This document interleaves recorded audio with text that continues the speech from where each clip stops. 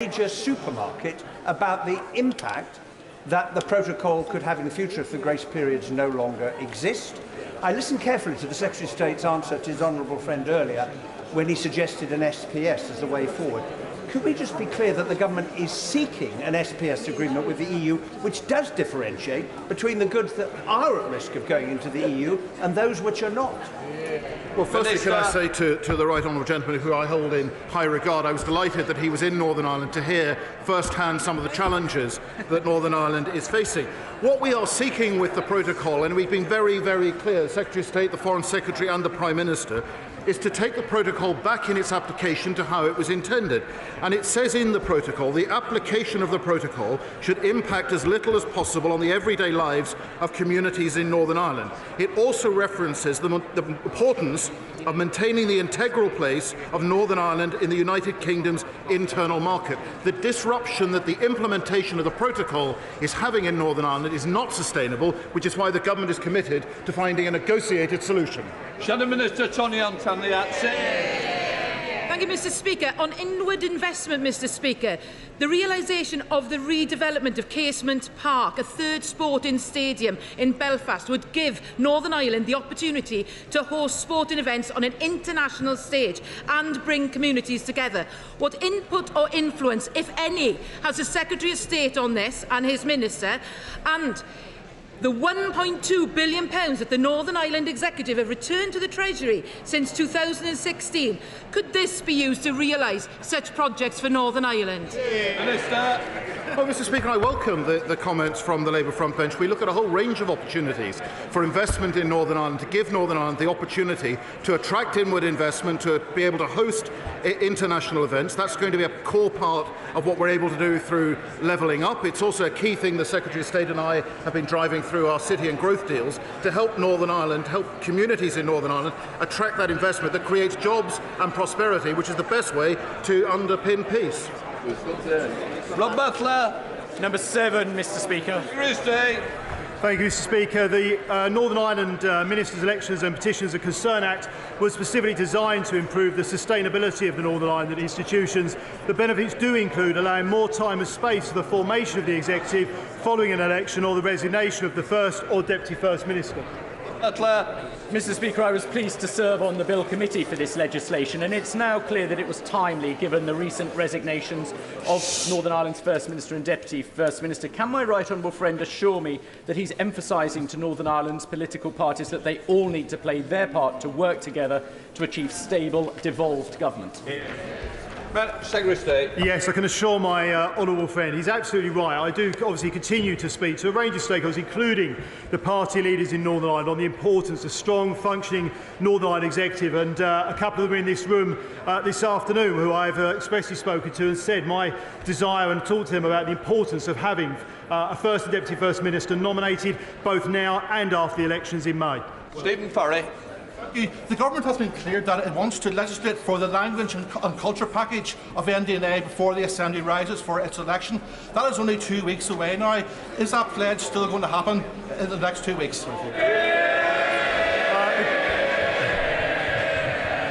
The honourable gentleman makes a fair point. I'm absolutely committed to making sure we deliver on our promise, as is the Prime Minister, as we set out last summer, to make sure we are delivering on all of our commitments, actually, in the new decade new approach deal that was agreed and brought Stormont back. Yes. Before we come to Prime Minister's questions, I would like to point out that the British Sign Language interpretation of proceedings is available to watch on Parliament Live TV. We now come to questions to Prime Minister. I start with Pauline Latham. Question number 1, sir. Prime Minister.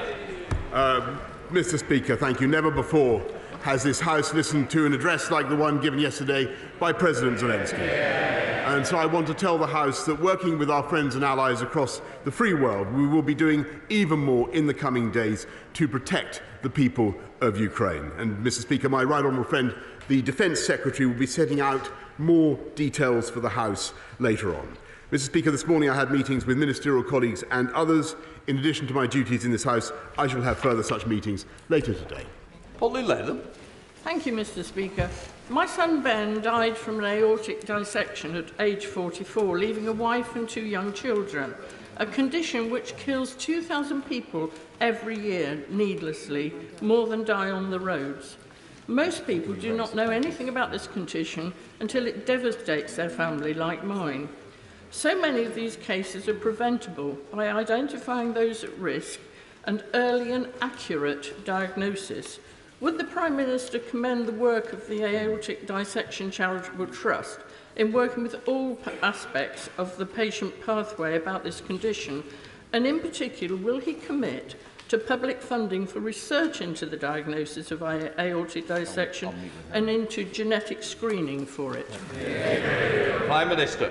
May I say to my honourable friend first how very sorry I am, as I'm sure the whole House is, for the loss of her son, Ben. And she's a passionate advocate for this work, and I thank the Aortic Dissection Charitable Trust. She's obviously, Mr. Speaker, completely right that accurate, fast diagnosis and treatment is crucial, and that's why I'm very pleased that the National Institute for Health Research is looking to do further work in this area, and my right honourable friend, the Secretary of State for Health, will meet her at his earliest convenience. Now comes the Leader of the Opposition, Keir Starmer. Thank you, Mr. Speaker.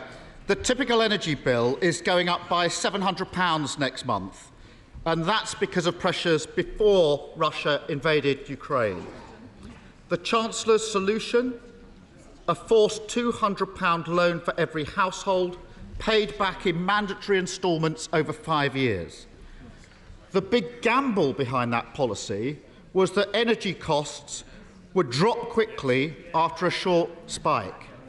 That bet now looks certain to fail. When will the Prime Minister force the Chancellor into a U-turn? Prime Minister. Mr. Speaker, my honourable friend, the Chancellor, has set out plans to help families with energy costs, with unprecedented measures to abate council tax by £150, Mr. Speaker, in addition to all the other schemes that we are putting forward. And I can tell the House that, yes, he's absolutely right. That we need to meet the long-term impacts of the spike in energy prices, and that's why I will be setting out an energy independence plan for this country, Mr. Speaker, in the course of the next few days to ensure that we undo some of the damage of previous decisions taken, not least by the Labour government, to invest in not to invest in nuclear, Mr. Speaker, and so that we prepare our people for the long term and with sustainable, cost-efficient energy supply. Mr. Speaker, I don't think the Prime Minister understands the mess he's in. Working families are facing a £700 spike in April. They won't even receive their £200 loan from the Chancellor until October. The wholesale price of oil and gas is now ballooning. So, by October, when the loan finally comes in, household bills are set to shoot up by another £1,000. It's a total mess. So I ask again, when is the Prime Minister going to force the Chancellor to U-turn? Prime Minister.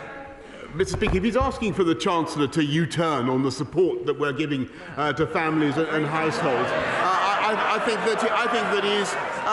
think that he's absolutely out of his mind. We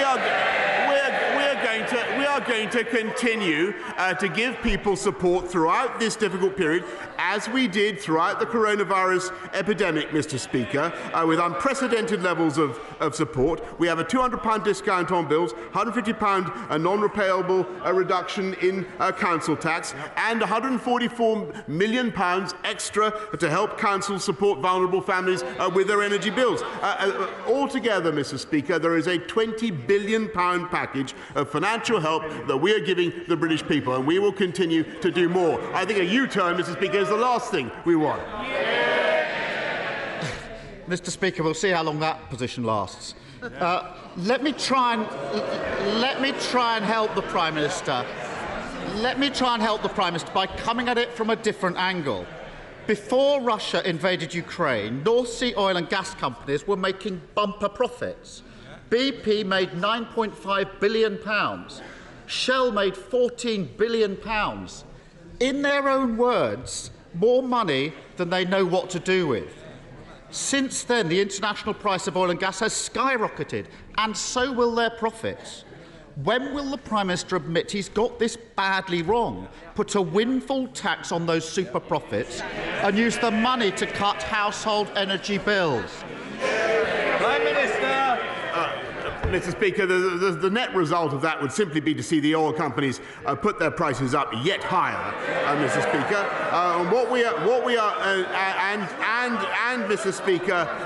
Mr. Speaker, make it more difficult for them to do what we need them to do, and which I think, by the way, Mr. Speaker, they are doing very responsibly at the moment, and that is divesting from dependence on Russian oil and gas. And that is the way forward for this country. It is to take a sober, responsible approach, end our dependence on hydrocarbons altogether, and particularly Russian hydrocarbons, and we are taking steps to rectify some of the mistakes made by the Labour government and have a long-term, sustainable, independent energy supply policy. That's what this country needs. Protecting energy profits, not working people. Doesn't that say it all?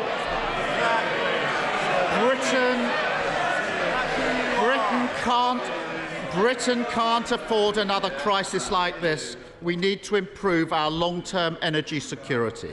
That starts with supporting new nuclear and renewables.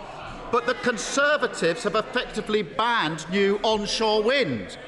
As a direct result of this short-sighted approach, we're using more gas every year than we import from Russia. That's ludicrous. So will the Prime Minister relax planning laws, end the block on onshore wind, and stop supporting policies that make us so dependent on foreign gas? Prime Minister. Mr. Speaker, it's thanks to the policies that this government has pursued that we actually only are dependent on Russian gas for 3% of our gas needs, unlike virtually every other European country, Mr. Speaker. It's thanks to the massive investment that we've had in renewables, Mr. Speaker, that we are, as I've said many times in this House, the Saudi Arabia of wind power, producer of more offshore wind than virtually any other country in the world, Mr. Speaker. And I think he just, by the way, I think he just committed to supporting, this may be news to some of his party, but he just committed to supporting more nuclear power. Great news. There is more joy in heaven, Mr. Speaker. There is more joy in heaven over one sinner that repenteth, Mr. Speaker, than over 100. I'm delighted, and those were the people, Mr. Speaker, who cancelled our nuclear efforts. They did completely the wrong thing. I'm delighted to welcome them now into the fold. Come off it. Labour is pro-nuclear.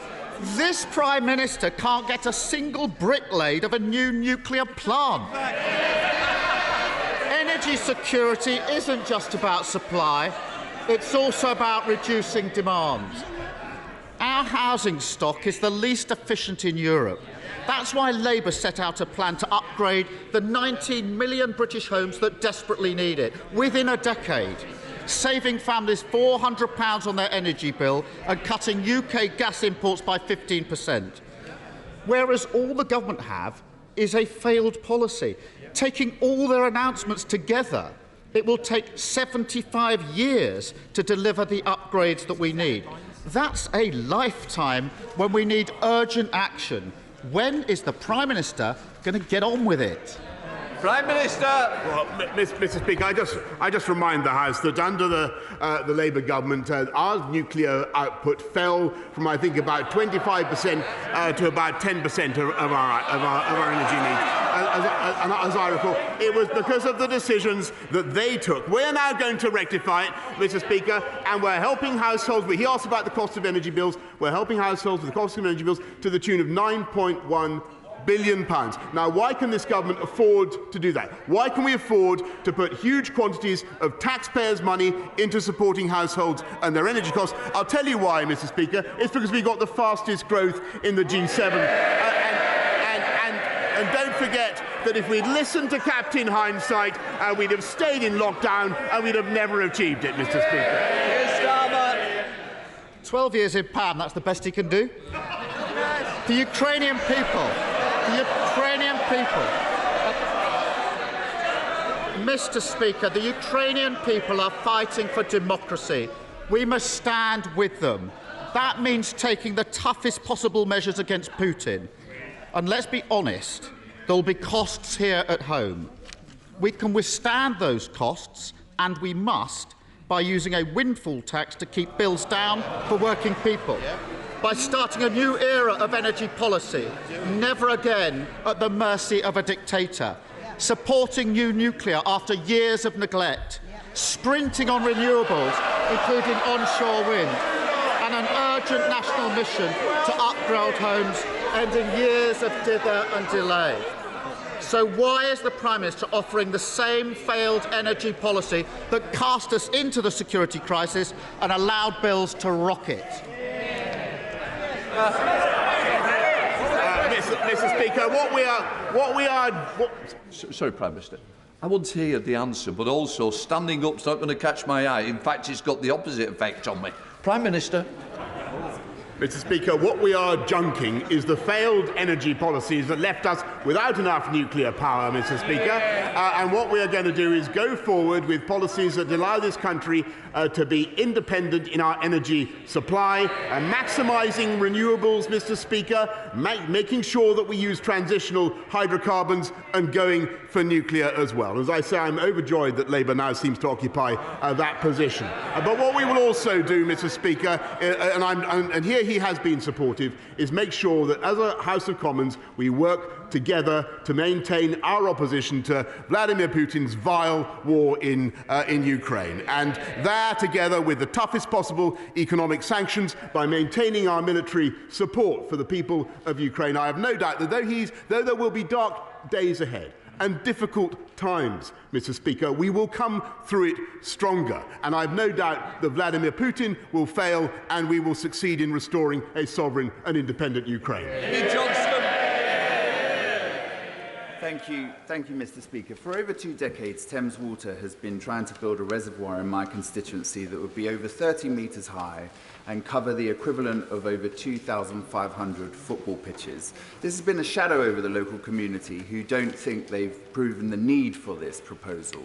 Does my right honourable friend agree that if a company seeks to do something like this, it has to show why it's needed, why it's better than the alternatives, and what the environmental impact will be? They can't behave as though it's inevitable, whether the local community want it or not. Prime Minister. Well, Mr. Speaker, I thank my honourable friend. He's a fantastic champion for his constituents in Wantage. As I understand it, the decision on the Abingdon Reservoir has not actually been made, but we would expect Thames Water to consult further on the proposal, and I know that they will have heard the points that my honourable friend has rightly made. We now come to SNP leader Ian Blackford. Thank you, Mr. Speaker. We are now 14 days into Putin's war, and in that time I've generally tried to work constructively with the UK government, and I will continue to seek to do this. However, nobody should support this government when it comes to the response to the refugee crisis. 760 visa approvals in 2 weeks is disgraceful. In that time, Poland has taken over 1.2 million refugees. Hungary has taken over 190,000 refugees. Germany has taken over 50,000 refugees. Italy, over 7,000 refugees. Ireland, a country of just over 5 million people, has given sanctuary to 3 times as many refugees as the United Kingdom. These numbers don't lie. They tell a devastating truth. Does the Prime Minister find it acceptable that his Home Secretary has overseen one of the slowest, most bureaucratic and incompetent refugee responses in the whole of Europe? Prime Minister. Mr. Speaker, I think everybody sympathises with the plight of refugees, and this government wants to do everything we can to welcome them, and that is indeed what we are doing. And the numbers are almost 1,000 as I speak to him today, and they will rise very sharply, Mr. Speaker. They are uncapped. We expect those numbers to rise to in the region of the hundreds of thousands. As Vladimir Putin doubles down in his attacks, we will go further, Mr. Speaker, and there will be routes by which the whole country can offer a welcome to people from Ukraine, vulnerable people fleeing from Ukraine. And my right honourable friend, the Secretary of State, for levelling up will be setting out that route in the course of the next few days. This government has a proud record. We've done more to resettle vulnerable people than any other European country since 2015. Ian Blackford. I don't think the Prime Minister understands the scale of the challenge or the urgency. These are people fleeing war crimes, torn apart from their families as their homes are shelled, and the Home Secretary is blocking them with endless paperwork. This isn't just incompetence, this is ideology. In the face of the biggest refugee crisis in Europe since the Second World War, the UK government won't set aside the hostile environment. And by the way, we're seeing the hostile environment this afternoon. They might quieten down a bit. We've seen this too many times from a Tory Home Office. The Windrush scandal, the go-home vans, the inhumane Nationality and Borders Bill. The UK Home Office is raising barriers and bureaucracy when we should be offering care and compassion. Prime Minister, do not let the history of failure repeat itself. Scotland stands ready to offer sanctuary and refuge. So will the Prime Minister join with the rest of the European continent and waive the visa restrictions for refugees fleeing war in Ukraine? Prime Minister. Mr. Speaker, this country has an unparalleled record. And look, just since I have been Prime Minister, look at the numbers we've taken from Afghanistan, from Hong Kong. Mr. Speaker, he lectures the Home Secretary. This is a government unlike any other. The Prime Minister, the Deputy Prime Minister, the Home Secretary are directly descended, Mr. Speaker, from refugees. And we understand how much refugees have to give to this country, and we understand how much this country has to gain from welcoming refugees. And we will be generous, and we are being generous, Mr. Speaker. And what we are doing is making sure that in those neighbouring countries, the UK is out in front, giving the humanitarian assistance. And we are in every capital, Mr. Speaker. They laugh, Mr. Speaker, they mock, they scoff. This country is leading in every respect, but we are also the single biggest donor of humanitarian aid to the Ukraine war zone, Mr. Speaker. The single biggest donor, and he should be proud of that. Julian Smith. Thank you, Mr. Speaker. I commend the Prime Minister's response to this Ukrainian crisis, but I think people across the country are genuinely concerned on our response on refugees, on the bureaucracy, on the tone of our response. He's shown with vaccines that government change really comes from the very top.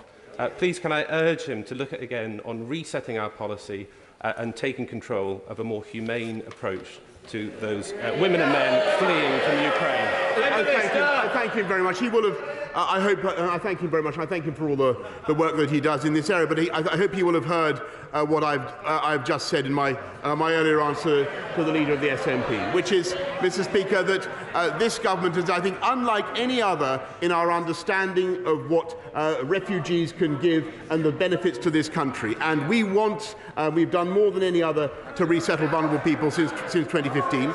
I think that there is a huge opportunity now for us to do even more, and that's why my right honourable friend, the Secretary of State for Levelling Up, will be setting out a route by which the British people, not just the family reunion route, which can run into the hundreds of thousands, Mr. Speaker, but also a route by which everybody in this country can offer a home to people fleeing Ukraine. And my right honourable friend will be setting that out in the course of the next few days. Sir Geoffrey Donaldson. Thank you, Mr. Speaker. The Prime Minister will be acutely aware of the pressures facing households across the United Kingdom, including in Northern Ireland, with the rapid increase in the cost of heating homes and running a motor vehicle. Heating a home has more than doubled for many households in Northern Ireland in recent weeks. Will the Prime Minister commit to bring forward a package of measures designed to help households, including a cut in VAT on home heating fuel, reducing or cutting excise duty on fuel for motorists? And will he ensure that those measures apply to Northern Ireland, where the Northern Ireland Protocol once again presents a problem in this government taking control over the affairs of all of the United Kingdom? Will the decisions that the Treasury take apply to the whole of the United Kingdom? Prime Minister. Mr. Speaker, we will make sure that we do everything to support the people of the whole of the United Kingdom, including Northern Ireland, and we've already extended a further £250 million to help the people of Northern Ireland with the costs of living, particularly heating. As he knows, excise on fuel has been frozen for the last 12 years, and we will ensure that the people of Northern Ireland continue to be protected, along with everybody in the UK, from the cost of living crisis. But the House should be in no doubt that the pressures on energy will continue. We need a pan-UK solution, and that's what we're going to be setting out. John Stevenson. Thank you, Mr. Speaker. Prime Minister, the world has changed. Energy security is vital, but so too is food security. Our food and drink manufacturers and those in the food chain proved their worth during the pandemic. Given the importance to our country of this sector and the need to ensure its competitiveness, its resilience and a high degree of self-sufficiency, will the Prime Minister now take the opportunity to review many of the proposed regulatory burdens, such as HFSS and the promotional and marketing restrictions, which could adversely affect this important sector at this critical time? Prime Minister.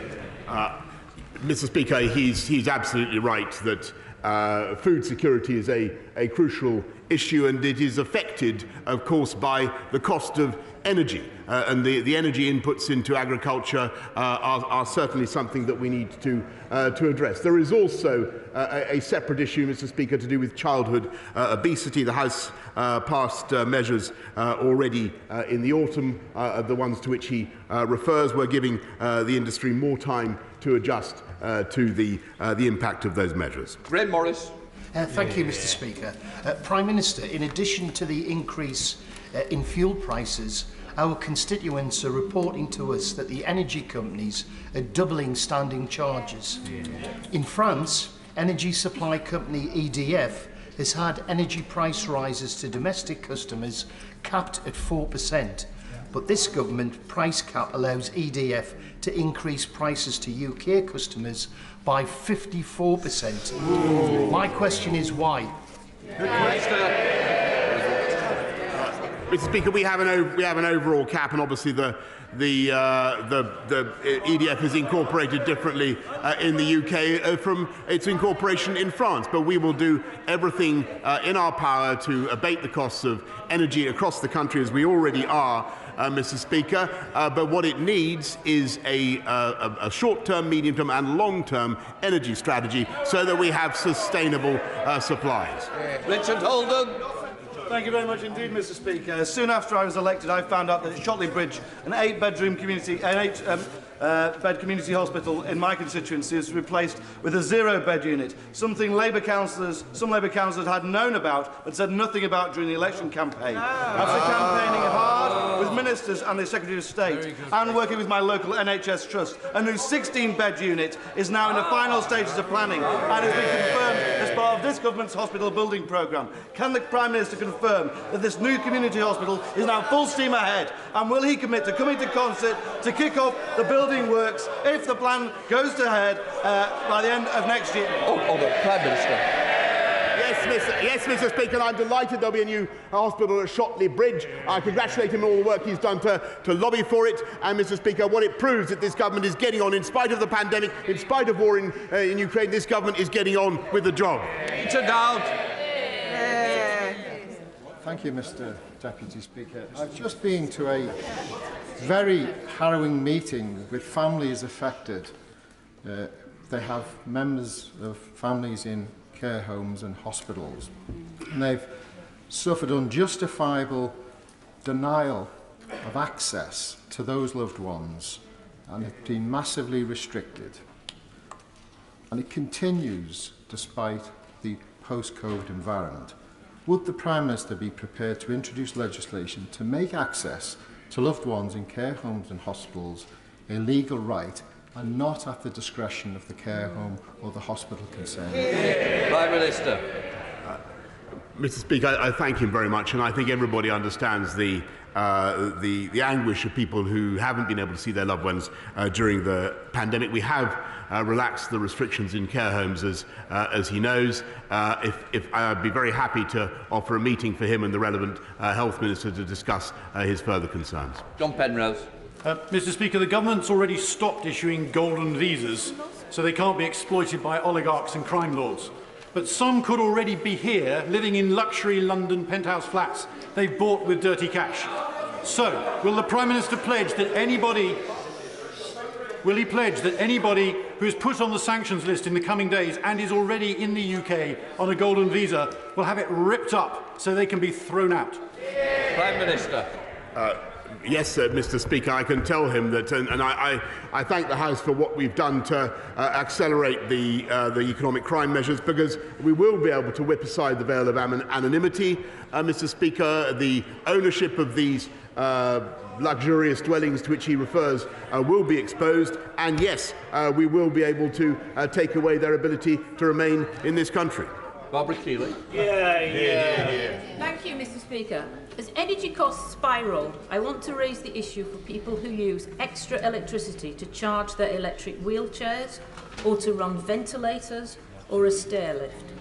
It is not right that people with a disability or a serious medical condition should face unmanageable debt, or going without food to pay the cost of electricity on which they absolutely rely. They need a real cut to their bills right now. So why isn't the Prime Minister looking at drawing on the profits of the North Sea oil and gas companies to help the most vulnerable families with those costs?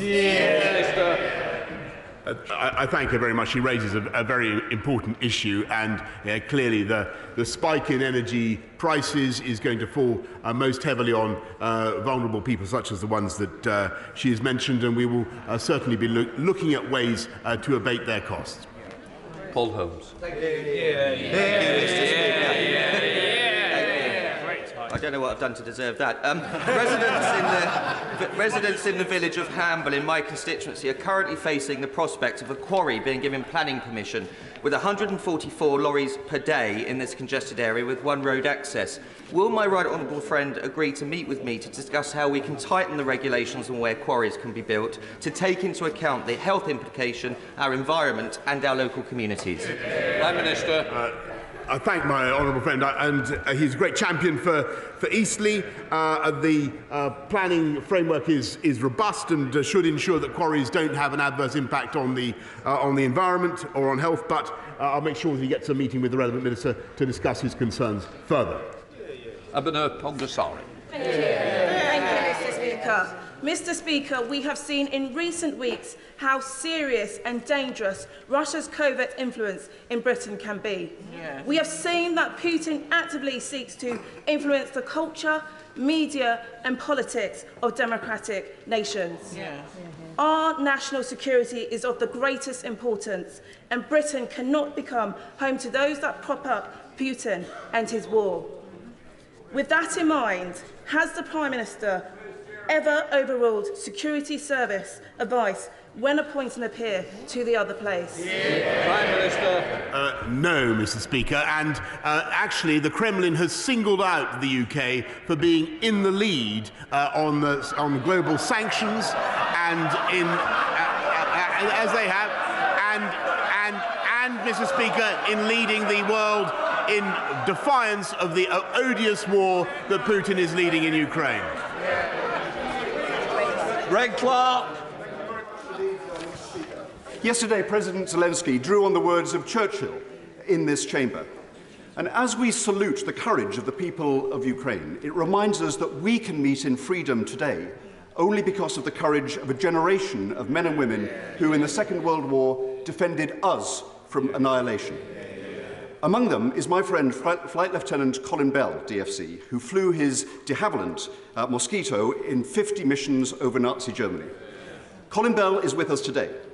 On Saturday, he celebrated his 101st birthday. Will the Prime Minister join me in wishing Colin a very happy birthday and thanking him for what he did for allowing us to be here today? Mr. Speaker, I think the whole House will want to join me in thanking him and wishing Colin Bell a very happy 101st birthday. Brendan O'Hara. Thank you, Mr. Speaker. People across these islands have displayed remarkable generosity, including in Argyll and Bute, where Oban helps Ukraine, have been overwhelmed by donations of money, of clothes and of offers of shelter. Sadly, this government's reluctance to allow fleeing women and children to come here lags far behind the desire of the people here to provide them with a roof and a bed. Doesn't the Prime Minister fear that when this war is concluded, and despite whatever else it may have done, that his government will stand accused of lacking the one thing the Ukrainian people needed most: basic humanity? Prime Minister. Mr. Speaker, I really don't think that question reflects the views of people around the world, and nor does it, Mr. Speaker, does it reflect reality, because this government has done more than any other European country to support people by way of direct bilateral humanitarian aid, Mr. Speaker, and we have two very generous schemes for allowing people to come to this country. This is a government that believes in welcoming people fleeing from zones of conflict. And, Mr. Speaker, if he shakes his head, look at our record. Look at what we've done. Just in the last 2 years, and he should be proud. He should be proud of what we've done. Maynard. Thank you, Mr. Speaker. We were pleased to welcome both the Prime Minister and the Secretary of State to Blackpool the day after the launch of the Doubling Up White Paper. Will he meet with me to discuss how we can make sure that Blackpool is not just a testbed for innovation in many of the areas of Doubling Up, but a showcase for the impact it can have on the community that I represent? I thank him for his wonderful work in Blackpool for communities he represents, and it was fantastic to be with him and to see the increase, the extension and the upgrading of the tram network in Blackpool, Mr. Speaker, that will help to drive the economy and help to bring high-wage, high-skilled jobs in just the way that we hope to do that across the whole of the UK as we get on with levelling up. Ed Davey. Speaker, in the months before World War II, the UK took in over 60,000 Jewish refugees fleeing Nazi persecution. Over half a century ago, we took in over 27,000 Ugandans expelled by Idi Amin. Since then, we've taken Tamils escaping civil war, Bosnians escaping genocide, and Syrians escaping Assad. But this week, the Home Office turned away hundreds of Ukrainian refugees escaping Putin's bombs because they didn't have the right paperwork. Can the Prime Minister not see that this flies in the face of our country's proud tradition of providing sanctuary? And since the Home Office clearly isn't up to the task, will the Prime Minister send in armed forces personnel to speed up the process so Ukrainian refugees can come here quickly and safely? Prime Minister. Mr. Speaker, I thank him very much, and the whole House wants to do as much as we can and as fast as possible. But what he says about the UK is, I'm afraid, completely wrong, Mr. Speaker, because we have visa centres open in Warsaw, in Budapest, in Prague, in Jeszczał, in Poland, in Chisinau, in Moldova, Bucharest, and elsewhere, Mr. Speaker. We've already got 1,000 people in under the existing scheme. That number will climb very sharply, Mr. Speaker. Look at what we've done already. 15,000 from Afghanistan, 104,000 applications from Hong Kong Chinese, and I think there were about 25,000 from Syria. No one has been turned away, Mr. Speaker. That is simply, we want to be as generous and Mr. Speaker. It is important to have checks. Let me make this point to the House, because I think people need to understand. There are some people, Mr. Speaker, who would like to dispense with checks altogether and simply to wave people through. And I've got to say, and I hear the voices on the benches opposite. I do think that is irresponsible, and that is not the approach that we should be taking. The Schengen countries have a different arrangement. We must be in no doubt, as I said in answer to a previous question, the Kremlin has singled out this country for the approach that we are taking. Vladimir Putin, and we know how unscrupulous Putin can be in his methods. It would not be right, Mr. Speaker, to expose this country to unnecessary security risk, and we will not do it, Mr. Speaker. We are going to be as generous as we can possibly be, but we must have checks. Bailey. Mr. Speaker, My community in Tipton came together on Sunday to commemorate the 100 years since the devastating explosion of the Dudley Port munitions factory and the 19 girls who were recklessly murdered by the owner of that factory. Now, in the Black Country, it's vital that we acknowledge both the pride but also the pain of our industrial heritage. And can I ask my right honourable friend, therefore, to ensure that, to reaffirm his commitment today to the Black Country, to ensure that we honour that legacy of those girls in that factory in Dudley Port 100 years ago. And the one way that my right honourable friend can do that for my community in Tipton is to come to Tipton, Mr Speaker, and see that beating heart of the Black Country who will welcome him with open arms. Well, Mr Speaker, long ago, when I was a reporter, Tipton was on my beat many years ago, and wild horses wouldn't keep me away from Tipton. I'll be back. Ronnie Cowan's final question. Thank you, Mr Speaker. Prime Minister, I have a constituent whose elderly parents are seeking refuge in the United Kingdom from Ukraine. Her parents are both in their 80s. They've made it to Hungary. They went to the visa application centre, as instructed by the Home Office hotline, and they were told, come back on the 22nd of March. Then, and only then, will their biometrics be processed. That is a harsh reality, no spin, no subterfuge. Prime Minister, when will refugees from the Ukraine be welcome into the United Kingdom? Prime Minister. Listen, I thank him. If you'd be kind enough, I'd be grateful if he'd pass me the details of the case that he mentions, and I'd be happy to give it to my right honourable friend. We are moving heaven and earth, Mr. Speaker, because we understand the value to this country of refugees. We also understand the imperative of helping people fleeing a war zone in terror. And that's why the people of this country want to open their arms. And we are going to help them to do it, Mr. Speaker, with a new humanitarian route in addition to the family reunion route that we have already set out. That family reunion route alone, Mr. Speaker, could bring hundreds of thousands of people here. And I think the whole House understands that. We will do even more through the new humanitarian route. That's the end of Prime Minister's questions. Please leave quietly. All right, John.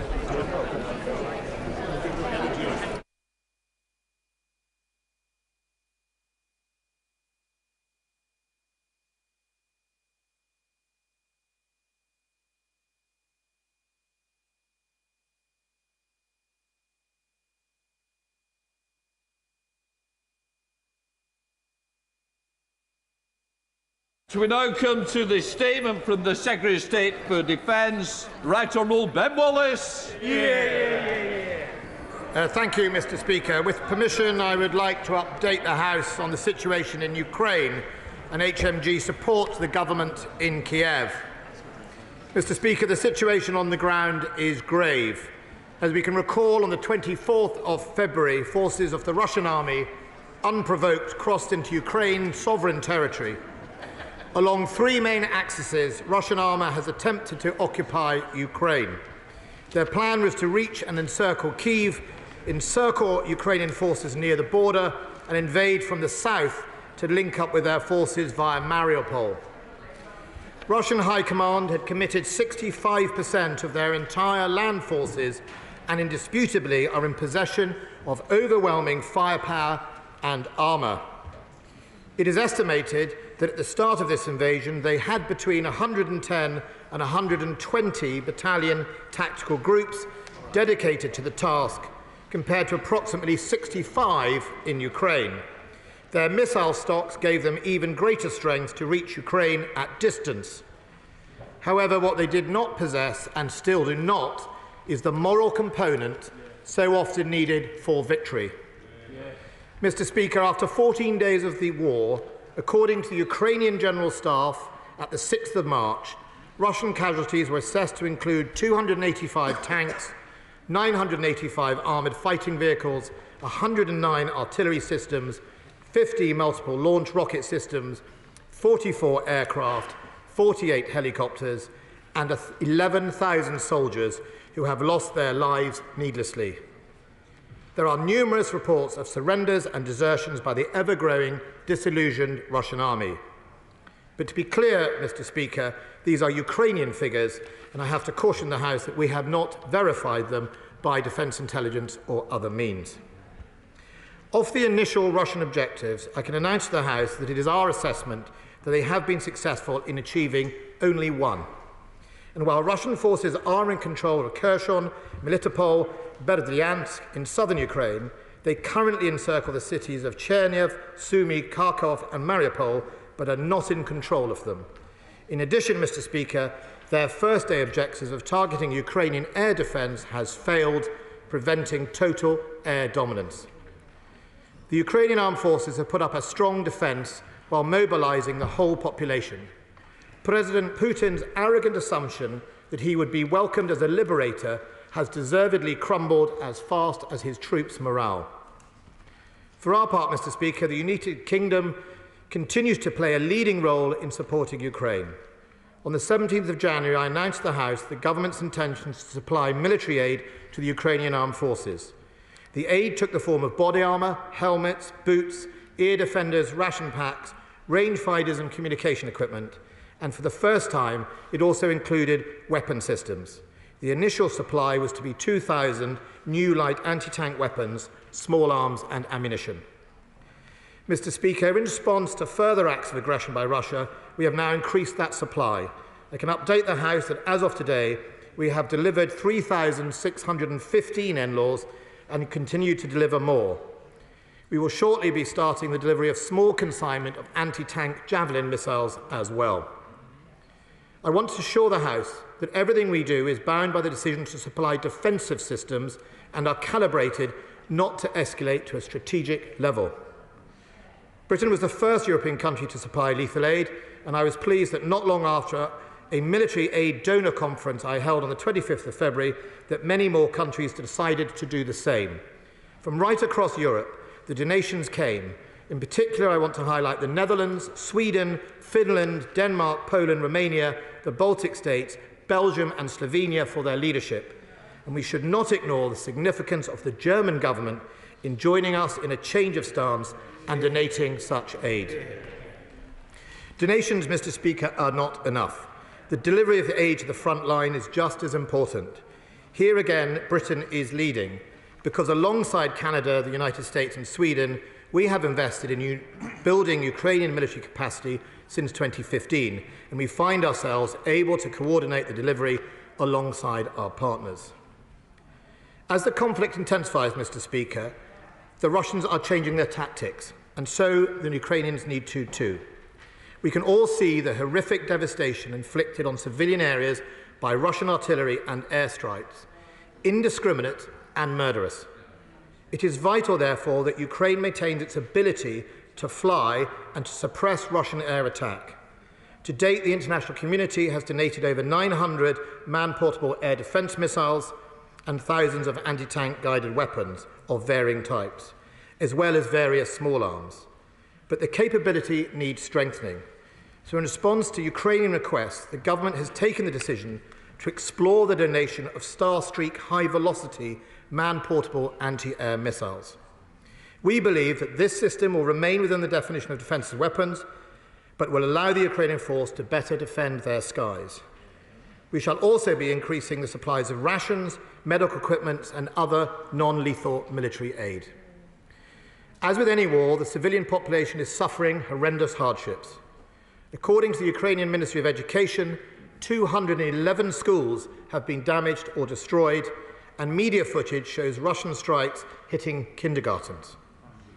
The Chernihiv Regional Administration reported that Russian Air Force was employing FAB 500 unguided bombs against targets in the city. And according to Human Rights Watch, civilians in Mariupol have now been without water and power for almost a week. President Zelensky talked of children dying of thirst. Today, the estimated number of Ukrainian civilians killed or injured now stands at over 1,000. The true figure is expected to be much higher, and I'm afraid worse is likely to come. It is for that reason that the UK will increase its funding for Ukraine to 220 million, which includes 120 million of humanitarian aid. This will make the United Kingdom the single biggest bilateral humanitarian donor to Ukraine. We're also supporting humanitarian work with the Polish and Romanian governments on the borders. As I said, Mr. Speaker, in my last statement, we still believe it is worth trying to build diplomatic pressure on Russia.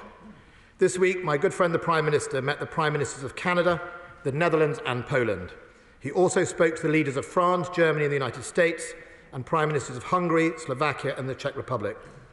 The Foreign Secretary is in Washington at the G7 and also attended NATO foreign ministers earlier this month. And I myself only this morning met with the Ukrainian ambassador. President Putin should be and can be in no doubt that the international community is united against his actions. It remains strong and will not back down. As well as providing direct military support to Ukraine, we continue to bolster our contribution towards NATO's collective security. NATO defence ministers will gather next week in Brussels to discuss the next steps. The UK is doing its bit in providing military support and reassurance to its allies. We are currently supplying significant air power to NATO, including increase in air patrols with both Typhoon and F-35s under NATO air policing. We have also deployed additional 4 Typhoons to Cyprus to patrol NATO's eastern border and sent an additional 800 troops to Estonia. Over the last week, Apache and Chinook helicopters were involved in exercises in Estonia. And meanwhile, HMS Diamond has sailed to the eastern Mediterranean. HMS Northumberland is taking part in a northern deployment, and HMS Grimsby is in the Norwegian Sea supporting NATO mine countermeasures. On Monday, HMS Prince of Wales, RFI Tide Surge and HMS Defender joined HMS Albion and RFA Mounts Bays on exercise Cold Response, a multinational exercise off the coast of Norway. And HMS Richmond will be exercising with our Joint Expeditionary Force. We have put more than 1,000 more British troops on readiness to support humanitarian responses in the bordering countries. Britain's contribution to NATO is significant and enduring. It's important at this time that in order to maximise our reassurance and resilience effect, we coordinate through NATO and the Supreme Allied Commander Europe. Few of us, Mr. Speaker, will not have been moved by President Zelensky's speech yesterday. His people are fighting for their very survival. His country is united against the aggression, and it is indeed his country's darkest hour. Yesterday I saw footage of a Russian armoured train bristling with guns, heading towards Mariupol. A brave, single woman from Ukraine ran to that train and shouted, "Slavo Ukrainia." Unmoved, unintimidated by the guns, the woman's bravery should inspire us all. I know many of our constituents, Mr. Speaker, and our colleagues are fearful of what happens next. President Putin and the Kremlin continue to threaten countries who offer help to Ukraine. Their military campaign will, I'm afraid, get more brutal and more indiscriminate. But, Mr. Speaker, it is my firm belief that our strength to stand up to such bullying comes from our alliances. As long as we stand united, both as a House and as the international community, then the Kremlin's threats cannot hurt us. We should take strength from the peoples right across Europe who are standing shoulder to shoulder to protect our values, our freedom, our tolerance, our democracy and our free press. That is our shield. Yeah. We now come to the Shadow Secretary of State, John Healey. Thank you, Mr. Speaker, and can I thank the Defence Secretary and his team for the way that he's kept members on all sides updated and informed, and I thank him for his statement this afternoon. Mr. Speaker, President Zelensky spoke for his country when he told us yesterday, "We will not give up and we will not lose." His address, like his leadership, was deeply moving, deeply inspiring.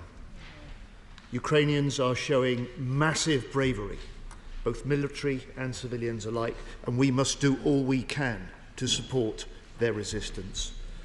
So the government has Labour's full backing for military and intelligence assistance to Ukraine to defend itself. And I welcome the Defence Secretary's statement today, the detail of the further weapons and equipment that Britain has been able to provide Ukraine to defend itself. I welcome the role we're playing in coordinating help from other countries to Ukraine. Can I urge him to conclude the examination he's now giving to the provision of Starstreak missiles as quickly as possible? These are exactly the sort of ground-to-air missiles needed to defend against Russian air attacks. Can I ask him more broadly, are these supplies to Ukraine solely from our UK stockpiles? Is the MOD purchasing also from other countries to respond to Ukrainian requests?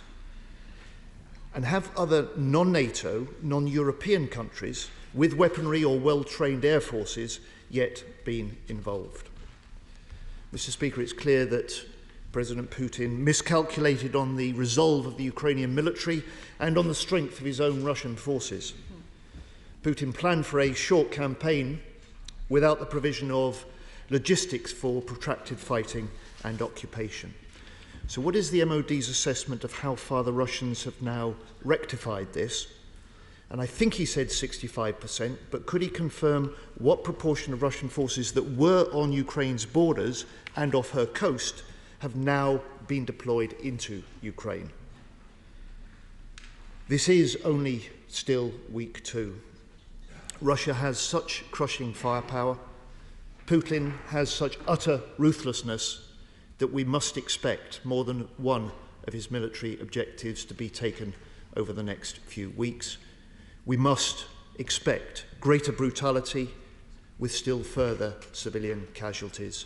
And our thoughts and our prayers are with the residents of Kiev and those other great Ukrainian cities as they face encirclement and bombardment from Russian forces.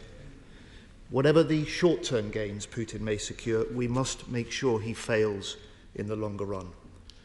Through Ukrainian resistance, tougher sanctions, more humanitarian help, wider international isolation, justice for the war crimes being committed, and above all, lasting Western unity.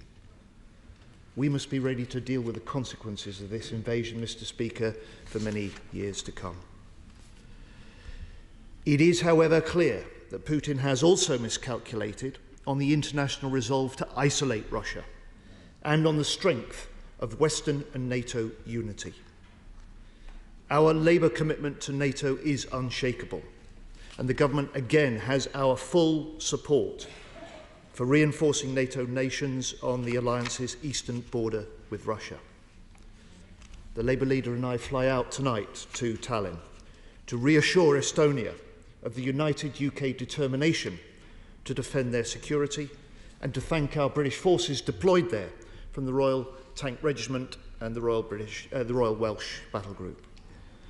Mr. Speaker, it was Labour's post-war Foreign Secretary Ernest Bevin who was the principal architect of NATO and in particular its Article 5 commitment to collective defence.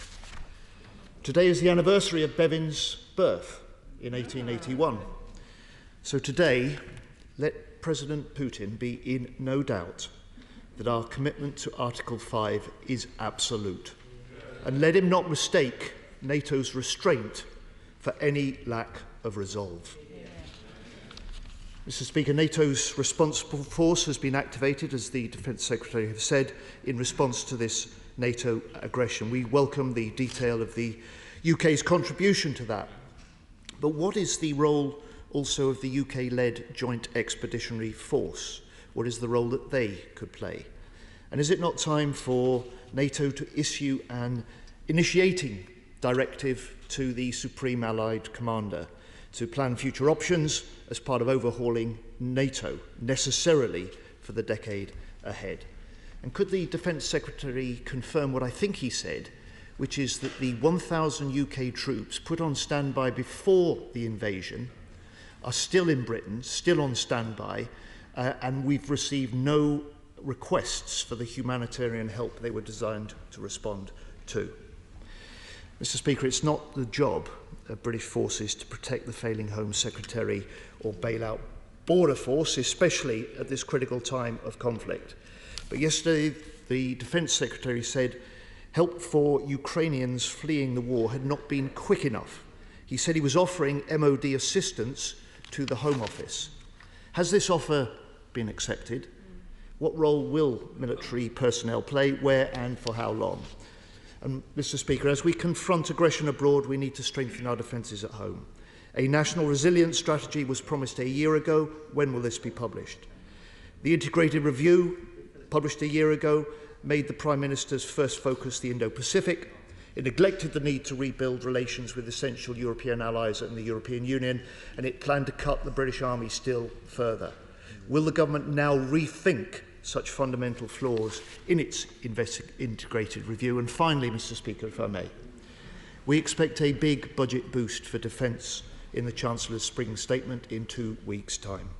With Russia's full-scale invasion of Ukraine, the government must respond to new threats to the UK and European security, just as Labour in government did after the Twin Towers attacks on 9/11. If the government does act, it will again have Labour's full support. I am going to make mention of it. It's a very, very important issue. But front benches have to be in line with the rules. I've got to enforce the rules. It says 5 minutes, that was 7. Please, as important as if you want me to grant new queues, you want me to support statements, you've got to work with me to ensure that we don't take the time from other agendas that are here. It was very much shorter over. I do keep clock of the time, and I don't need to get into an argument about it. I would say the Labour front bench took a lot longer. And I'm just going to say it's a very important matter. I want to keep this on the agenda. But you need to work with me to ensure that we or change the rules, make my life easier. So stay. Mr Speaker, maybe I should apologise. I didn't give the Labour front bench long enough with the statement. I think it was fairly short notice for them in advance. So I think we both hear from both sides. You wouldn't like me to be too long either. Mr Speaker, I'm grateful to the right, certainly on the backbench of the Labour Party. Mr Speaker, the right honourable gentleman makes some important questions, and I'm grateful for the Labour Party's support to the position that the government has taken on Ukraine. Our position actually mirrors also the international community, not just NATO members, but also members outside NATO, such as Sweden and Finland.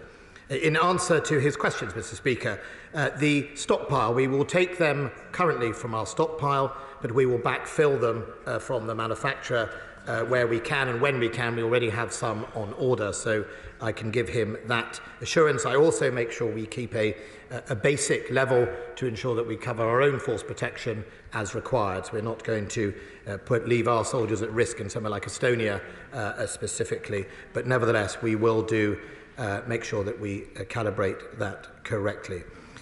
On the issue of the MOD's assessment of the Russian forces, over 90% of those forces that are on the border have now been committed to Ukraine and inside Ukraine. And of course we can see media reports about Belarusian forces maybe or maybe not being primed. That has had an interesting effect on Belarusian forces, with reports of desertions and senior officers refusing to join the fight. And also, I think there's something very telling about Russia's desperation at the moment. We've seen significant amounts of effort to try and bring Wagner Group into Ukraine, Wagner Group being the wholly unacceptable mercenary company responsible for all sorts of atrocities in Africa and the Middle East, and the fact that Russia is now trying to encourage them to take part in Ukraine, I think is a telling sign. It doesn't give us any comfort, but it is nevertheless a sign. In answer to the honourable gentleman's questions about Jeff, I went last week to Copenhagen to meet with my Swedish, Lithuanian and Danish counterpart as they set off to join our EFP in Estonia. The Danish have sent a company of armoured infantry that was going to be escorted across the sea by a Swedish and Danish ship with air cover coming from Sweden, and that was a JEF deployment. A very good example of how, in the neighbourhood of the Nordics, we come together either bilaterally or multilaterally to make sure that we can provide greater defence. After our meeting in Leicestershire, Rutland actually, a few weeks ago, we determined to have a longer programme of joint planning so we can make sure we maximise our capabilities in exercises and activity, and we will see more of the JEF, and I'm very happy to continue to keep the House absolutely informed. On Article 5, I am grateful for the reminder of Bevan's birthday. Forgive me on this side of the House, I would not be carrying that date particularly. I am always welcome to be educated. I have some Labour in my own family, Mr Speaker. I'm not sure they know in 1881 either. But nevertheless, the commitment to Article 5 is important. Yesterday I met my counterpart from North Macedonia, the newest member of NATO. And the thing I think is important about Britain's attitude to NATO is we're not in it for what we can get out of it. We're in it because we fundamentally believe in defending each other, whether you're big or small, and we all stand for the same values. So I was pleased to meet it. Mr. Speaker, I promise to keep members of the House informed of Ukraine no matter what happens. My team is available, Chief of Defence Intelligence is available, and I will happily continue to do either dial-ins or indeed as many briefings as possible, both at Privy Council and non-Privy Council levels. On the point about the Home Office, the honourable gentleman asked the question. We have offered, the offer has been accepted in principle. There is a meeting straight after this between Defence Ministers, Home Office Ministers and Foreign Office Ministers to make sure we coordinate what assistance we can give to speed up that visa process, which I think is incredibly important to do. Just on the IR, I think it is important not to mischaracterise the IR. I know the honourable gentleman has said this before. The actual quote in the IR about Russia is, quote, the greatest nuclear conventional, military and sub-threshold threat to European security, to strengthen Europe, which is critical to preserving our security and prosperity of the Atlantic. The IR did not miss Europe, did not miss Russia. In fact, it squarely identified it as our main adversary. And I think it would be wrong to characterise it as everyone's off to the Pacific. Certainly, if you look at the balance of my investments, as I've made as Defence Secretary, and the investments in basing and expeditionary forces such as JEF, that is in Europe and north in Europe as well. So I think that is incredibly important.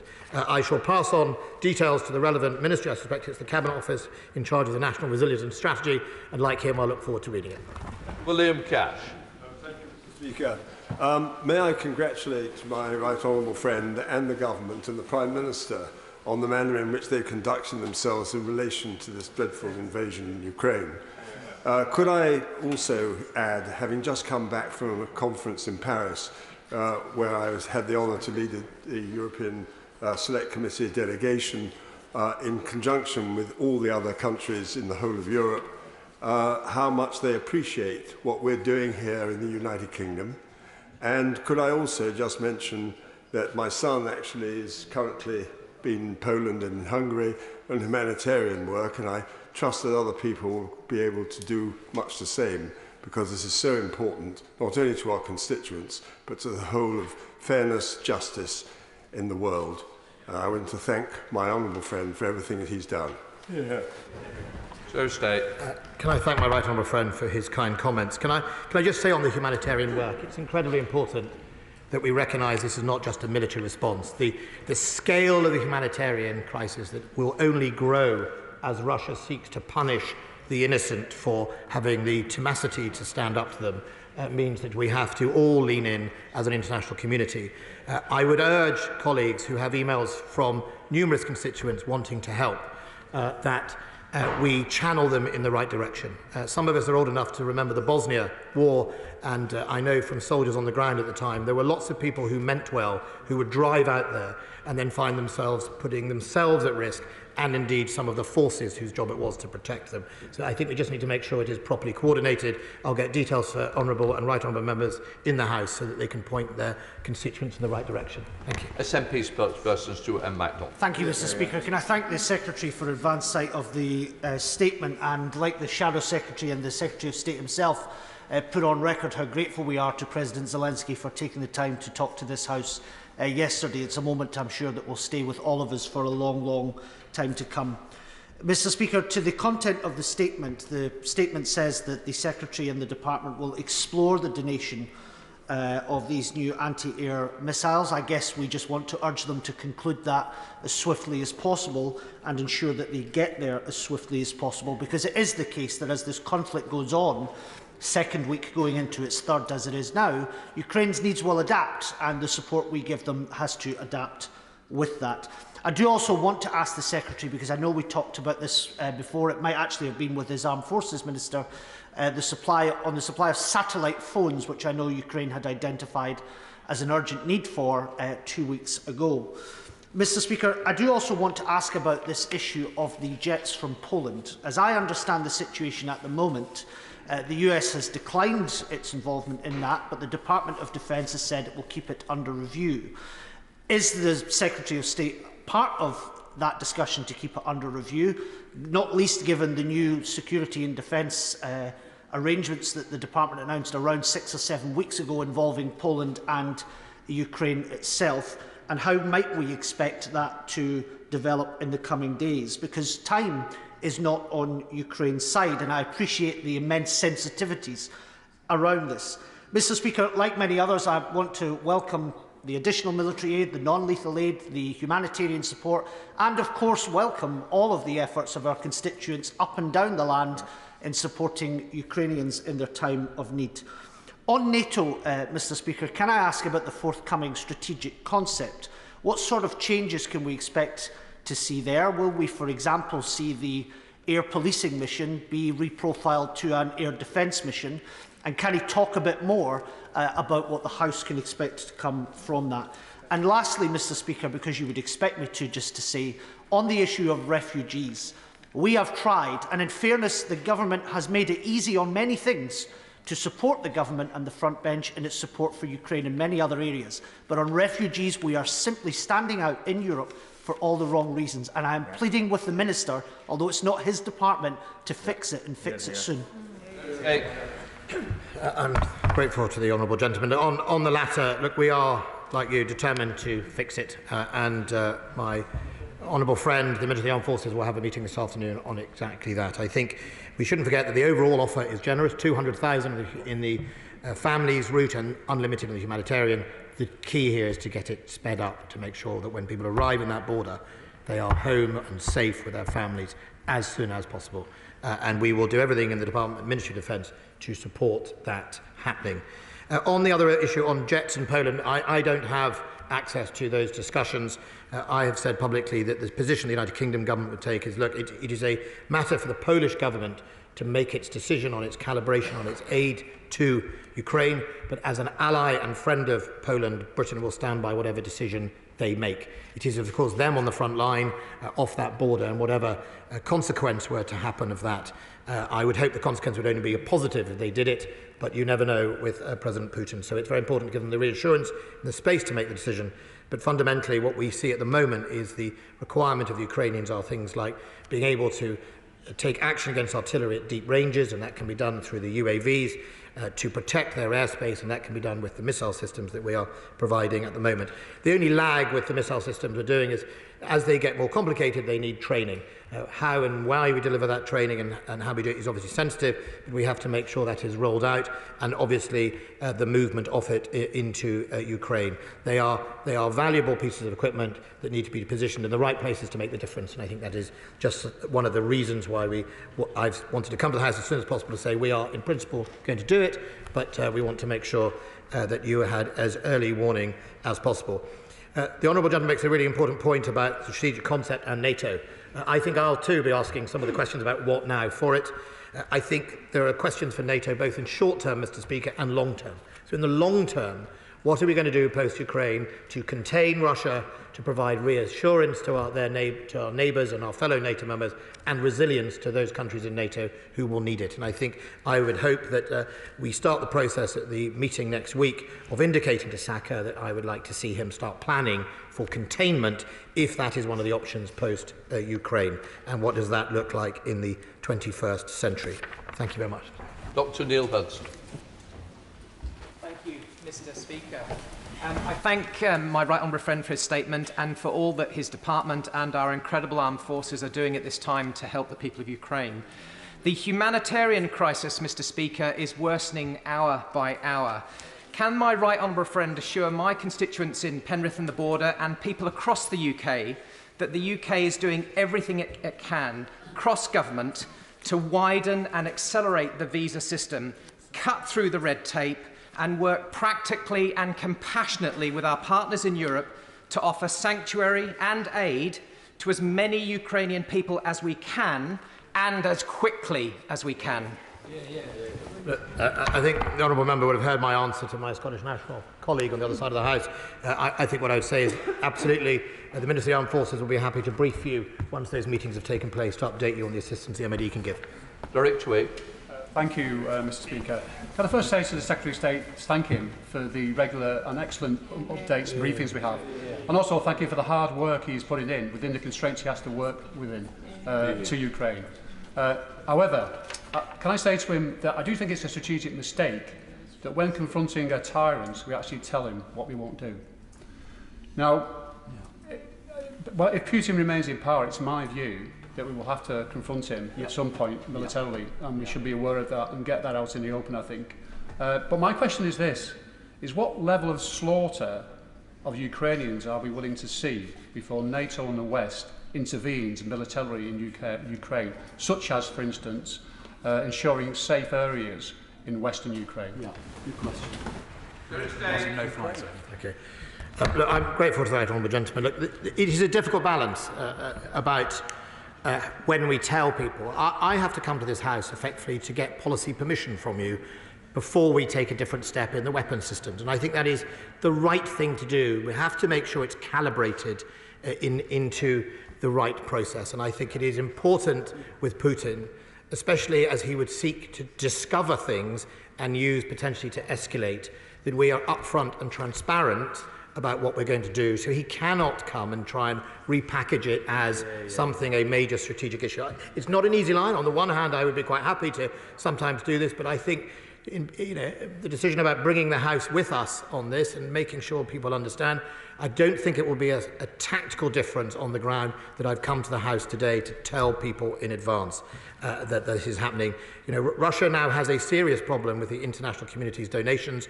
They are at a large scale, whether they're anti-tank or Stinger missiles, that has had to change their tactics as a result. So I think it would be wrong for him to characterise this as anything other than us responding to their change in tactics, but making sure he doesn't get impunity to bomb people from the air and kill innocent victims. On the other issue around areas like humanitarian corridors and indeed no-fly zones, we just have to be careful. You have to enforce them. And in thinking about enforcing them, you have to recognise the knock-on effects of whether you trigger a wider war in Europe. Mr Speaker, can I thank the Defence Secretary and all the ministerial team working so hard on this, and all those in main building and those in uniform throughout our armed forces responding so well to the war in Ukraine. He mentions just over 3,600 new light anti-tank weapons. They've been put to very good use, as the Defence Secretary will know. Can he reassure the House that that supply will continue and at pace? And secondly, he mentions about consideration of the surface-to-air missiles, the system's Starstreak. How long will that decision-making process take? I'm grateful to my right honourable friend. First of all, the decision has been made as a sense in principle. That's why I came to the House, that we will provide them. What we've got to make sure is we provide them with the training and the capability to deliver that. Can I just thank my right honourable friend for the effort he put in to work with the Speaker to deliver the speech yesterday by President Zelensky. I cannot tell you, between the two of you, Mr Speaker, Regan and others, I think how important it was to hear from a man who is clearly leading his country from the front, but is also under tremendous personal threat from Russia. Leila Moran. Mr Speaker, can I first say thank you to the Defence Secretary for the approach he takes, for being the calm voice of competence that we want to hear in this crisis. He shouldn't have to intervene in the Home Office. I'm glad he is, though, and I thank him also for stepping up where his colleagues are failing again. He will know that this is not just the right thing to do, it is strategically the important thing to do, because Putin is counting on Europe not getting the refugee crisis right, because that plays into his hands in the medium and longer term. Would he agree with my concern that if we don't get a grip on the refugee crisis soon across the whole of Europe, including in this country, then we could well be playing into those fears? I'm grateful for the Honourable Lady for her comments. Look, one of the most important things is recognising that President Putin, and as we saw the President of Belarus, used migrant flows deliberately to divide and put pressure on our system. It's why when they did that in Belarus, literally shoving people through fences is what the Belarusians did a few months ago. We sent 100 Royal Engineers to assist the Poles to manage that issue. And I think it is incredibly important that we all think about what happens. Many of us who were warning about what Russia was going to do warned a number of countries and actually, in fact, requested to the European... I said to the European Union, where you can add value is to plan for mass refugees in a way that we have not seen since the war. That's really important. That's where the European Union is at its best in coordinating the non-military responses. I think they've done well, but they're not the only ones who are not, they're not shielded from the criticism as well. I think we all have to do it internationally. We have to do it better. We have to do the visa bit faster. My colleagues are absolutely coming to bear to bring those assets from MOD, but we also should remember we act as a team. I'm not intervening in the Home Office. Government is a team, and we're working together as a team to deliver that. Blake Drummond. Although Putin has committed virtually all his forces, he had pre-positioned, we know he has more modern equipment still to deploy. Are we able to determine whether those additional forces are ready to deploy? My honourable friend, so first of all, he has deployed some of his most modern equipment. He has gone all in, I think, as people would say, and played his full hand. You will have seen only recently a SA-22 or a Panaster anti-air medium-range missile system that has been defeated by the mud of Ukraine with a burst tyre and it's stuck in the mud. So he has absolutely managed to... He's gone all in. He's risked some of his most important equipment. He's using significant numbers of his missile stocks, and he is taking huge risk around the wider boundaries of Russia that he is now leaving effectively thinned out from defence. Kevin Brennan. Thank you, Mr. Speaker. There was a report on Reuters yesterday that dozens of former paras have signed up for the Ukrainian Foreign Legion and that hundreds more are expected to do so. Could he give the House absolute clarity on the UK's government position in relation to those volunteers? So the government's position is if you are a serving member of the armed forces, you will be breaking the law. I'm anticipating that there were reports in the weekend newspaper about, I think, 3 members who had gone AWOL over the weekend. They will be breaking the law and they will be prosecuted when they return for going absent without leave or deserting. For others, as the government's travel advices don't go to Ukraine, we strongly discourage them from joining these forces. My experience, having been security minister, is people who went off to join the YPG and other organisations, it didn't end well. It is also the case, as a number of them are now discovering, that the Ukrainians are very clear. You turn up, you're in it for the whole game. You're not in it for a selfie in 6 weeks. You are in it for real. And I think we have seen already some people at the border decide that maybe not be the right option to follow. Roger Gale. Mr. Speaker, I understand that it will be possible at very short notice to reopen Manston Airport in Kent, to fly out humanitarian aid such as pharmaceuticals, and to fly in refugees who can then be processed at Manston Barracks. That will require the cooperation and the effort of the Ministry of Defence, as well as the cooperation of the Department for Levelling Up. I'm not asking for a guarantee now, but would my right honourable friend speak with our right honourable friend, the member for Surrey Heath, to see what possibilities there might be there? I'm grateful for the right honourable friend's question. Look, at the moment we have the capacity we need and we have the landing slots and the landing fields we need to deliver whatever we need to do. If, however, there is greater pressure, I'll be absolutely delighted to talk to both him and my colleague for Surrey Heath to see whether we can take advantage of his kind offer. Debbie Abrahams. Mr. Speaker, and again my thanks to the Defence Secretary for all he's doing in the compassionate way that he's doing it. Again, my question relates to a constituent and is not necessarily his departmental area, but I'd be grateful if he could follow it up. My constituent who lives in the Donbass 4 weeks ago drove across the country, managed to get through to Poland and has been waiting for a visa for his wife and their infant daughter for the last 4 weeks. He has heard nothing from the Home Office. He's running out of money and wants to get home with his family. Please can he urge the Home Office to do their job? If the Honourable Lady gives the details to my PPS, I'll be happy to make that representation to the Home Office. Well. Thank you, Mr. Speaker, and I thank the Secretary of State for coming to the House again to keep us informed, and he was right when he said at the beginning that the whole House was moved by the address from the President of Ukraine yesterday. The President of Ukraine has spoken again today and is desperate for aircraft to protect women and children from being bombed and killed by Russians. Poland has acted, but there is a hold-up because of the response from the United States. The Secretary of State did touch on this before, but could he be clear that he supports what Poland is doing, and could he put pressure on America to support that action? Look, I think what I would say is two things to my right honourable friend. Is first of all, look, I support the steps to allow Ukraine to continue to fly in its own airspace, its sovereign airspace, to deliver effect, military effect against those massive amounts of Russian artillery that are indiscriminately killing and bombing around the country, and I think that's incredibly important. It's one of the reasons why the no-fly zone is a problem, because both sides don't fly. We need to protect anti-air capability off Ukraine. I think that's the first thing. The second thing is, what is the most appropriate tools? Obviously, the Ukrainians know, they have said what they wish.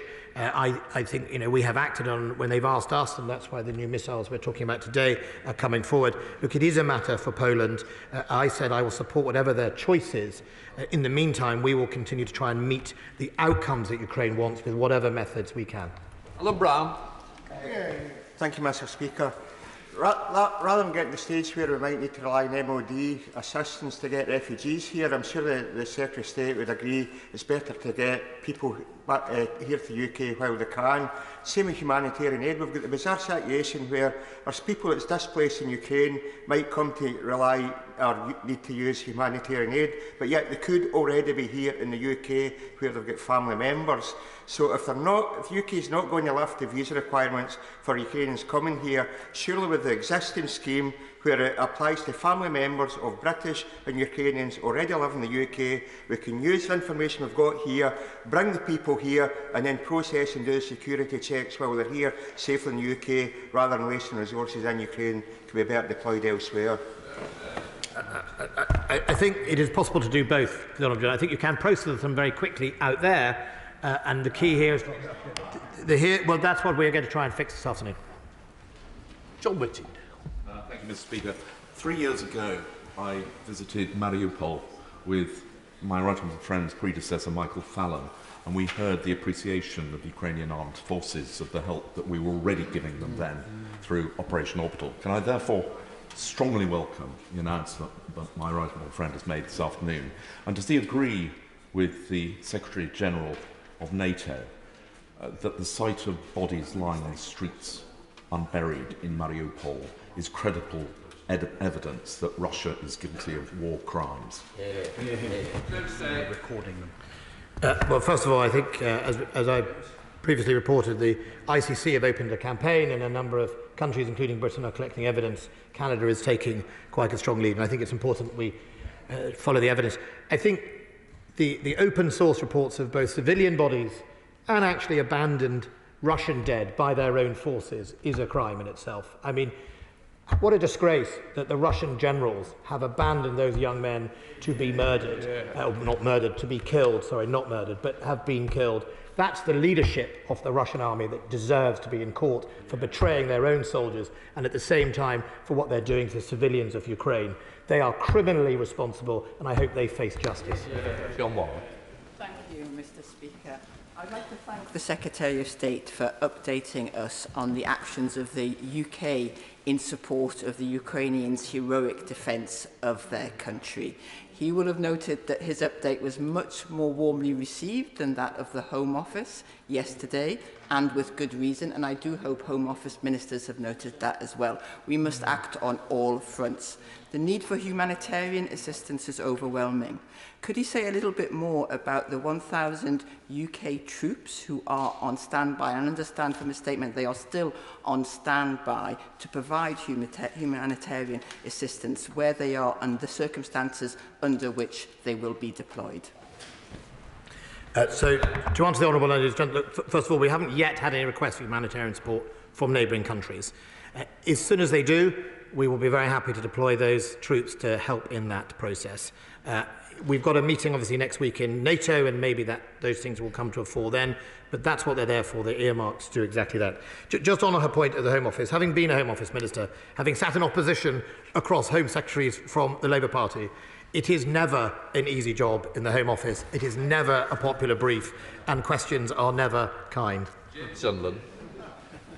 Mr. Speaker, thank you. Could I please thank the Secretary of State for his bold and forthright leadership, and also pay tribute to all those in the MOD, FCDO and beyond who are burning the midnight oil. I consider the level of operational detail in his statement to be unprecedented as well, so I'm grateful. The Secretary of State will know the importance of close air support in a tactical environment. Could I please ask him what's been done to specifically support the Ukrainian Air Force? Well, I'm grateful to my honourable friend. Well, first of all, the HVM to a system to fly freely in the airspace. Also, one of the ways they're delivering close air support or actually fires in depth is through the Turkish TB2 UAVs, which are delivering munitions onto their artillery and indeed their supply lines, which are incredibly important in order to slow down or block the Russian advance. Jim Shannon. Mr. Speaker, can I thank the Secretary of State very much for his statement, for his clear commitment to military equipment that has been given and donated and given to the Ukrainians, also especially for the Star Streak anti-air missiles as well, which will down even more Russian aeroplanes and helicopters. We look forward to that. Can I ask the Secretary of State this question? In terms of support for Odessa, the last Ukrainian port that is open to Ukrainians to use, and they severely damaged one of the Russian ships just this week.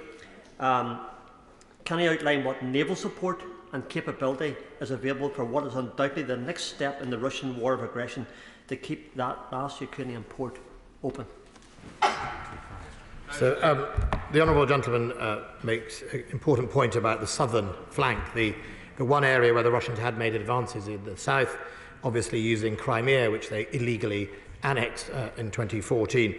That part of the sea around both Odessa and elsewhere is heavily mined, which has helped Ukraine defend its coastline, and in fact the media reporting of that ship that was hit we can assume is made by a mine, but is unverified as well. Of course, the Russian Navy is blockading those ports, and that is gives limited capability to the Ukrainians to take those ships on. If there are ways we can help them do that, we will explore it. Robert Halfon. Thank you, Mr. Speaker. I have huge respect for my right honourable friend and his team for the way you've conducted this awful situation.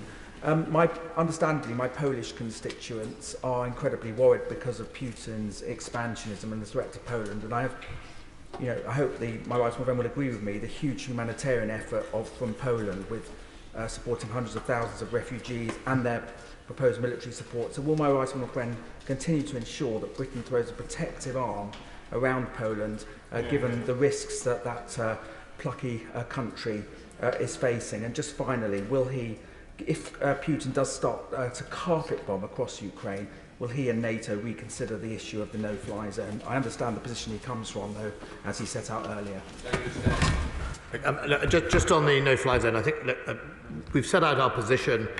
I'm not going to go into hypotheticals, what-ifs, but nevertheless, at the moment, the balance is I don't think it suits actually the Ukrainian disposition, given the amounts of heavy armour and missiles in the Russian stocks. And I think, if you had a no-fly zone, the Russians have a massive advantage with shells and missiles, and they would not stop in a no-fly zone, whereas the few things the Ukrainians have to reach the Russians at depth are in the air, and I think you would actually hamper one. On the resilience and support to Poland, we put 150 soldiers out there, 100 soldiers when the Belarusian migrant crisis was happening. We've got nearly 700 soldiers there now, helping them both in resilience and indeed, if we need, for humanitarian issues. I have spoken to my Polish counterpart yesterday. I'm hoping to visit next week. We will also look at air defence requests from them to protect their airfields. They are an ally for over 150 years. We stand absolutely by Poland, shoulder to shoulder. And I think it's really important, Mr. Speaker, when it comes to military requests, that we are putting it where it makes a difference and putting it where SACEUR wants it. There's a danger often in these events that we spread our forces all round for reassurances, but not necessarily to achieve the military tasks that we need to do. Ian Bird. Speaker, I too want to thank the Secretary of State for Defence. It's now very clear that we need to recontain Russia, and that is going to mean resupplying Ukrainian forces, refortifying our front line, but crucially it's going to mean repressing the Russian economy. Now, at the moment, nobody can recognise the 275 figure that is being used for the number of sanctions that have been issued. The Foreign Affairs Committee yesterday heard evidence that the government simply was not ready. And even today, the family of the founder of the Wagner Group have still not been sanctioned here, even though they've been sanctioned in Europe. So when the Secretary of State sees the Foreign Secretary later today, could he ask her to get her act together?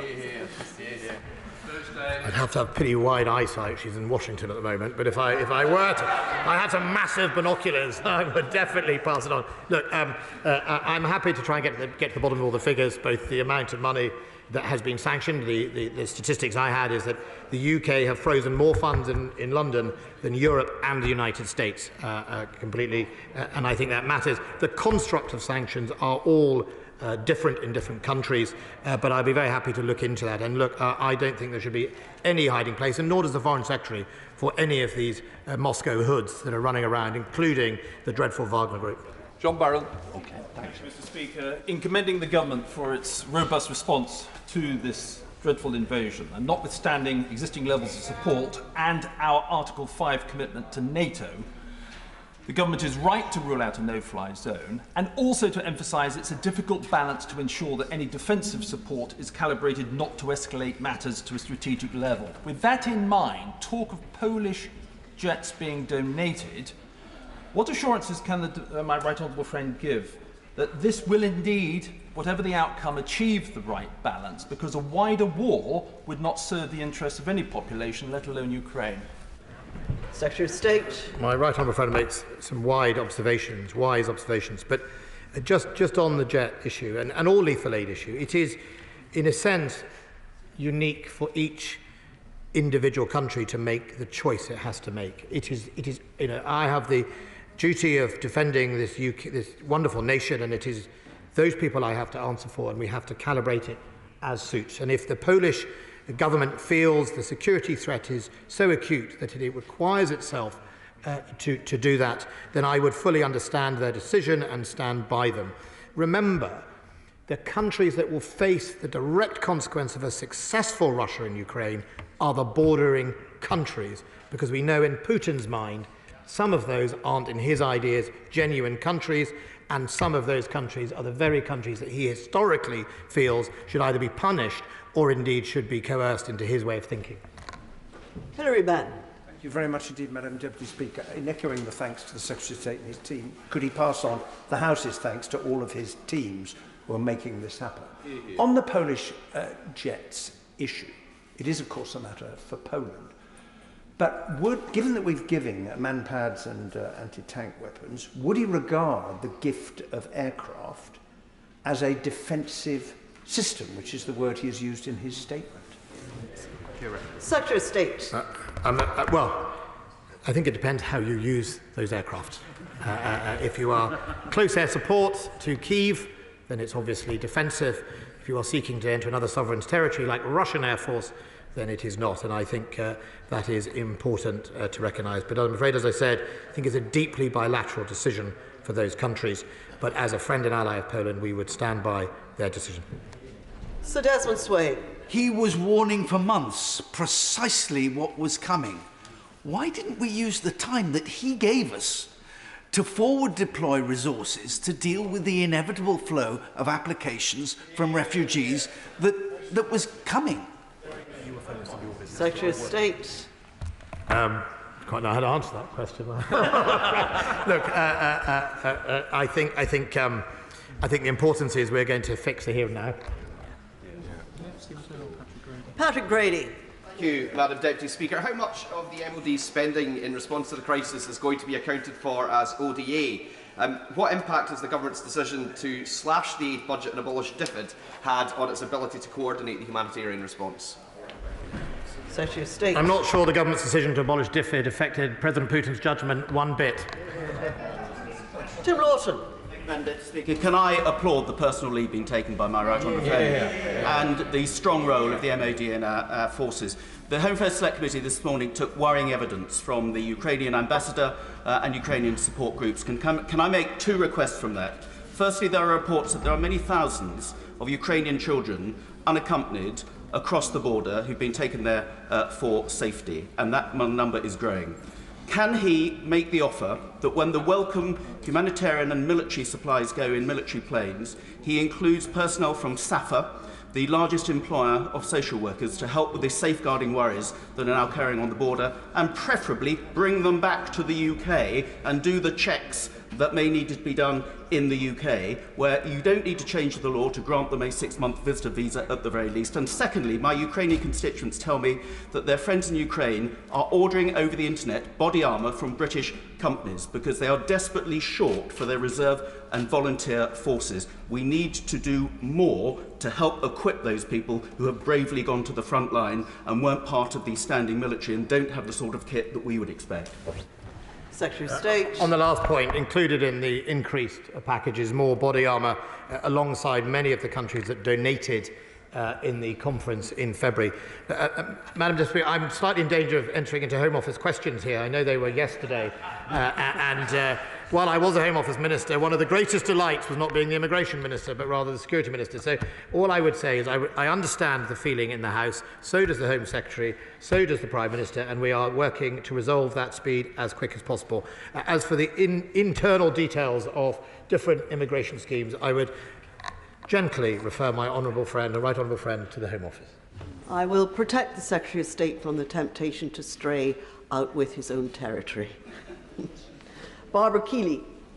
Thank you, Madam Deputy Speaker. And can I give my thanks to the Defence Secretary for his work, that of his team, and for his compassion. I'm afraid I am going to raise another visa issue with him.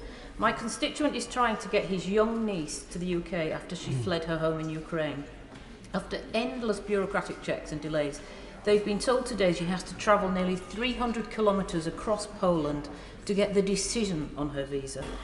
The Defence Secretary will understand that refugees like my constituent's niece have already made long and challenging journeys from Ukraine to Poland, now more journeys just to get the decision.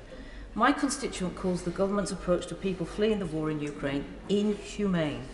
Given the meeting on the visa process he mentioned, can he press on the Home Secretary the need to offer a compassionate and human response to refugees fleeing the war in Ukraine? Secretary of State. Madam Deputy Speaker, at the risk of your anger, I will be delighted to pass that case to my private parliamentary secretary and press on the Home Office to resolve it. If I indulge myself, then I think Madam Deputy Speaker will rule me out, because this is a question about the Ukraine situation through defence. No, the Secretary of State is steering a careful and a wise course, and I will endeavour to help him in doing so, but it is the case that, of course, the government is acting as one, and we all recognise that. Thank you. Where am I? Bob Blackman. Thank you, Madam Deputy Speaker. President Putin was clearly counting on a quick victory. So I congratulate my right honourable friend not only for his statement, but the far-sighted view of training Ukrainian troops and indeed supplying defensive weapons. What assessment has he made of the effectiveness of both that training and the defensive weapons in theatre, which of course can never be tested other than in theatre? Secretary of State. But I think there are two parts, my honourable friend. One is going to be the lessons learned, whatever happens, that we need to learn for our own defences and our own capabilities. I think it is absolutely the case that one of the other assumptions President Putin made was that the Russian army was invincible, and that for all the money they spent, it didn't really matter about the people in them, and it didn't matter about battle preparation and all the things you do to prepare people to go to war. They didn't do that. Some of these so-called invincible weapons are now being taken apart by handheld weapons, some of which are supplied by Britain. I think it's something, it's not something to gloat about. This is, in the end, about the loss of human life, but it is absolutely something to be proud that Britain followed up its determination to stand up for its values and its allies by supporting them with hard power as well as soft.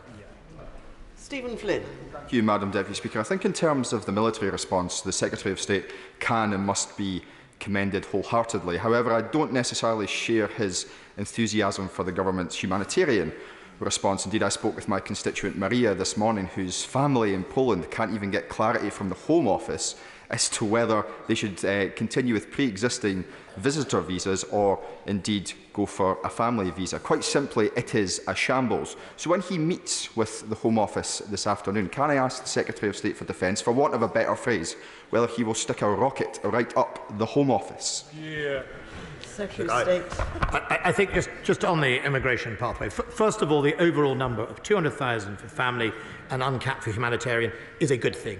The fact Britain is the biggest single donor to the humanitarian aid is a good thing, and we shouldn't underplay those two facts. I understand the frustration with both Ukrainians trying to flee and with members of this House about the speed of that processing. I said yesterday the MOD will support the Home Office as requested. In principle, they have agreed. We've now got a work on today to make that go quicker. Andrew Murison.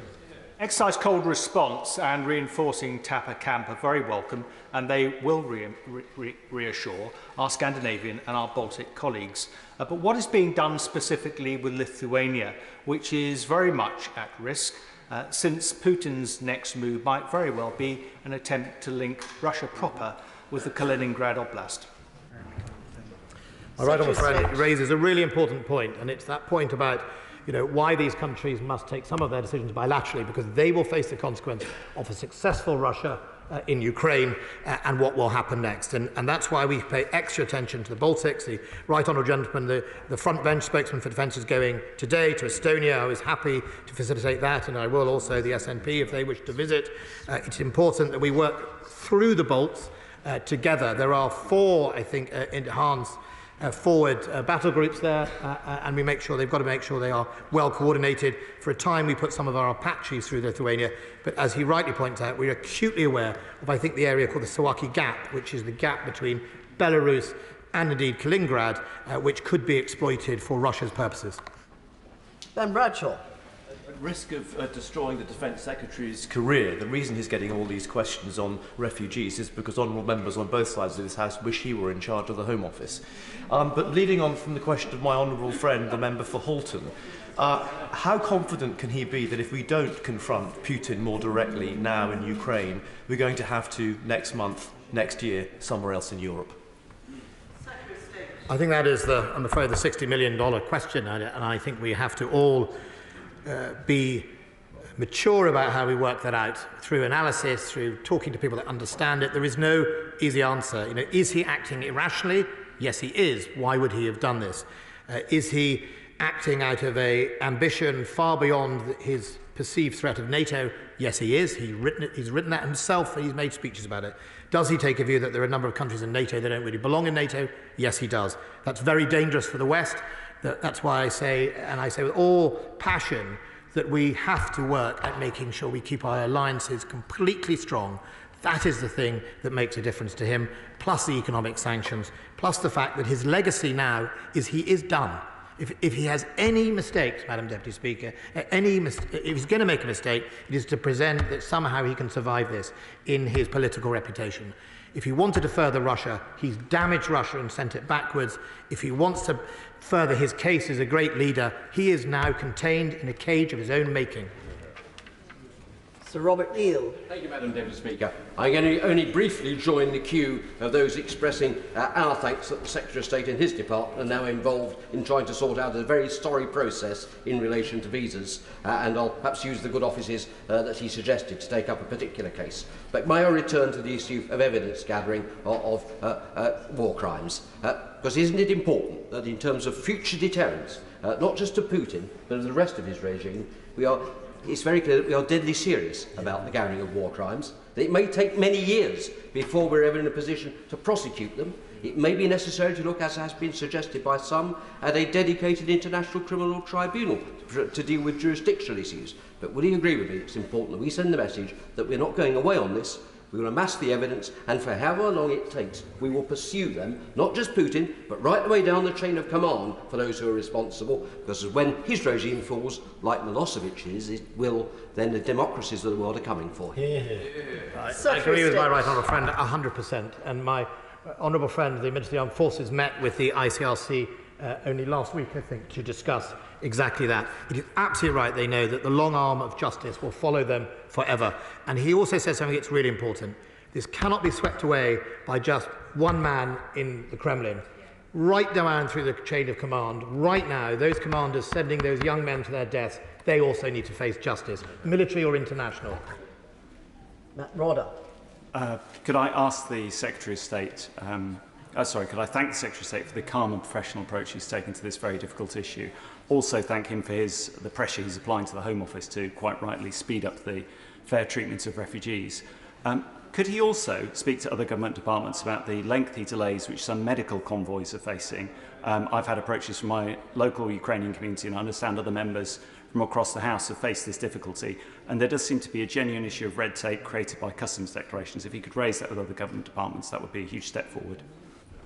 Look, I'm absolutely delighted to do that. If he wants to give me that, I'll ask from this questions to investigate what more we can do. We have helped the Department of Health with some of its medical supplies fly in, but I also know there are lots of people driving out with it. So if the customs are on our side, we can do something about it. If they're not, I'll raise it with my international counterparts.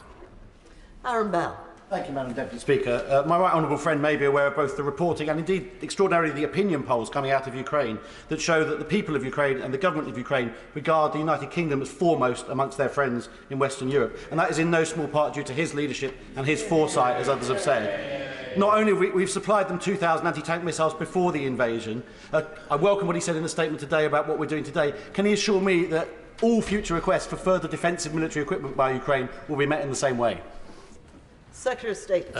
We'll look at every request quickly and genuinely and do whatever we can to help Ukraine. And I just thank him for his kind comments. But look, I think it's just actually what Britain stands for. Whether I work with Sweden and Finland, non-NATO countries, or whether you work with aspirant NATO countries or indeed countries who want to belong to our values, there's something that they all value, and that is what Britain stands for and her history. Paul Bristow. Thank you, Madam Deputy Speaker.